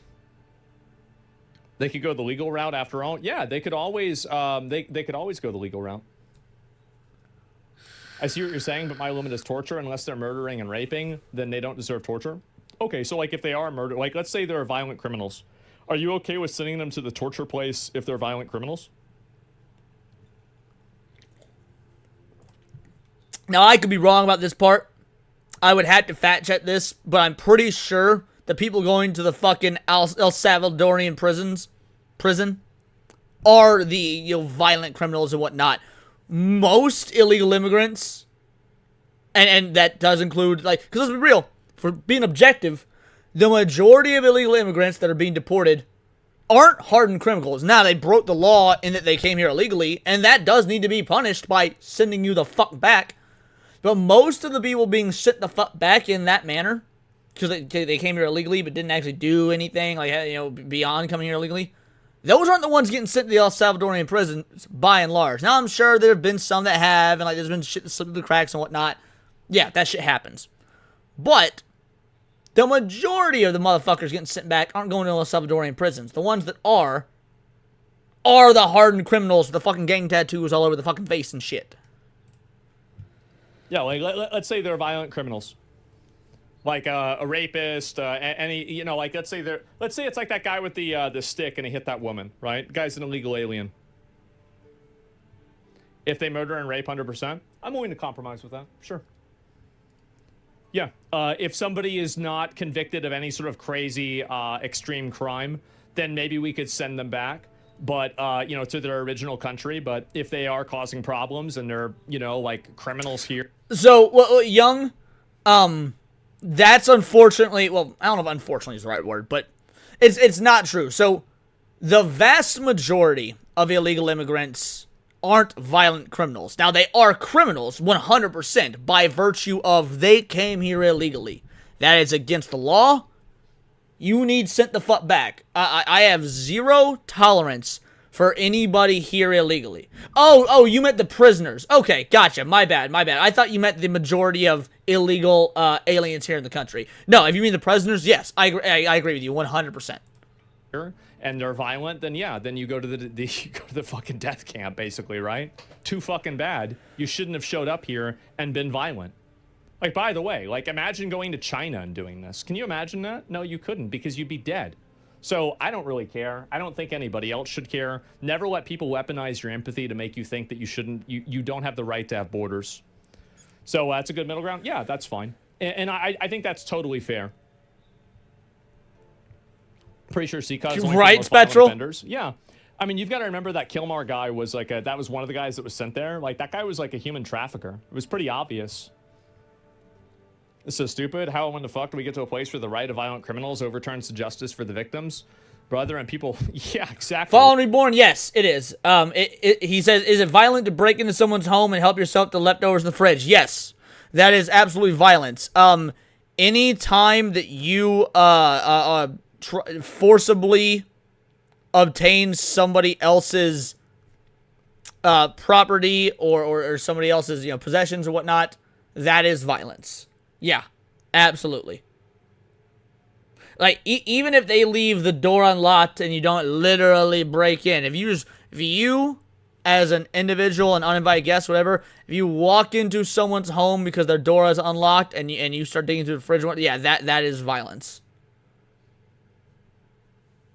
So illegals are inherently violent. Yeah, again, when you're talking about the word violent, then yeah, I would agree with you. Now, if we're talking about a legal standard of how to dole out punishment, there's obviously going to be a scale to it. Like, there's obviously going to be a scale to it. So if your crime was that you came here illegally, you committed what would be definitionally violence. However, you can't treat the person that came here illegally 20 years ago, never did anything else beyond that, and you know, then just gets kicked out because, hey, we found you out. You can't treat them as the same as the person, the gangbanger that, you know, raped a 12-year-old and fucking shot his neighbor and stuff like that, because the crimes aren't the same. I mean, they have to be weighted differently because there's got to be scaling to it. Yeah, we're looking at the levels then compared to the rest. Exactly, yeah. I'll tell you what, if it would be violent if someone ate my leftovers. I really need to clean out my fridge. Right? That's the way I feel too. Absolutely. I understand your position. I disagree with the indiscriminate nabbing that ICE is doing. Right, yes. We go by proportionality of crime. With exactly. the people on the front lines doing the grabbing. Like drunk driving, no matter what you do, is a crime. No matter if you drunk drive, it is a crime and you are going to be punished. However, your punishment is likely going to be lesser if you get, you know, pulled over and nothing happens, you blow bad, versus if you hit and kill somebody. Like, both are bad, both will get a punishment, but the drunk driver that hits and kills somebody proportionally will get a worse punishment. Yeah, even if you make it home safe. In fact, one of the most interesting statistics I learned in the police academy was the average drunk driver who was pulled over and caught driving drunk has successfully made it home on average 86 times.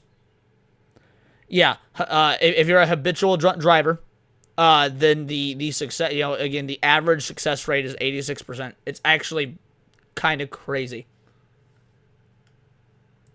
Well, then maybe they should have thought about that before they let all the people in here.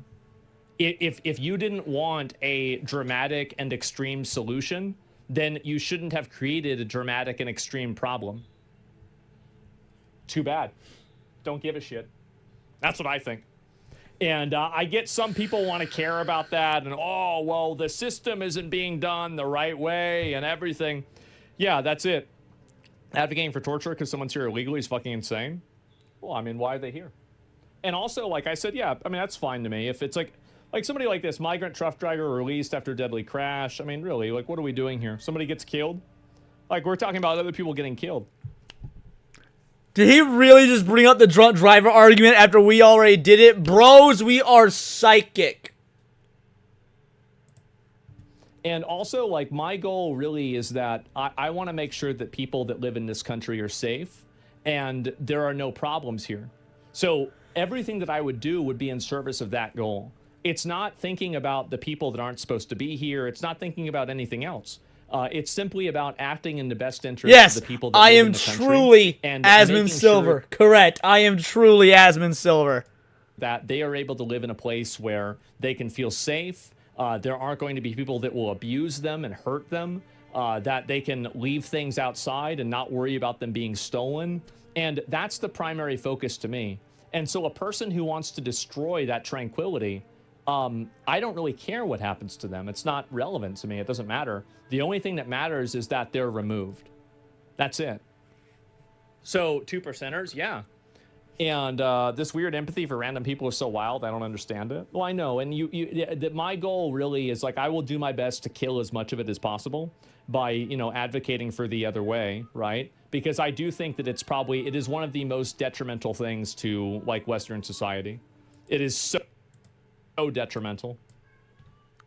Yeah, based. Excellent video. Excellent video. I am very curious about that newscast, when it will come out, if it will come out, things like that. But, yeah, by and large, I think what that video really did give us was a great discussion amongst chat. Lots of great discussions, actually, amongst chat. With that being said, I gotta be on Badger's show in an hour. I'm filling in with for Erwin today. So, by the way, for those of y'all that both watch, you know, myself, watch Badger, I'll see you guys in an hour. See if maybe I can get some cooking done before then. I'll make myself a fucking cheeseburger. So yeah. We're gonna be out of like 4 circles. I'm gonna send you guys over to Badger early. pre-like the stream, type in Vital Idol Raid, and then hopefully I will see all y'all, because we still got 55 of you watching. We had some pretty peak numbers earlier, but 55 of you still here ain't bad. I want to see all y'all in Badger's chat when we start in about an hour. Let me... Does he have... Because I'm going to do the raid right now, assuming he has the stream up. And while I'm doing that, Merry Christmas to every one of you. I truly appreciate it. Could not do this without you. And again, for those of you that donated, again, it means the world to me. I can, again, only do my fucking dream job because of you guys. So yeah, Merry Christmas. You're all amazing. Once the stream is over, it will automatically take you to Badger's show. Type in Vital Isle Raid, pre-like his stream, send him supers if you know you do that. And until next time, it's all here in the Nerdosphere, and this has been Words of Paradise.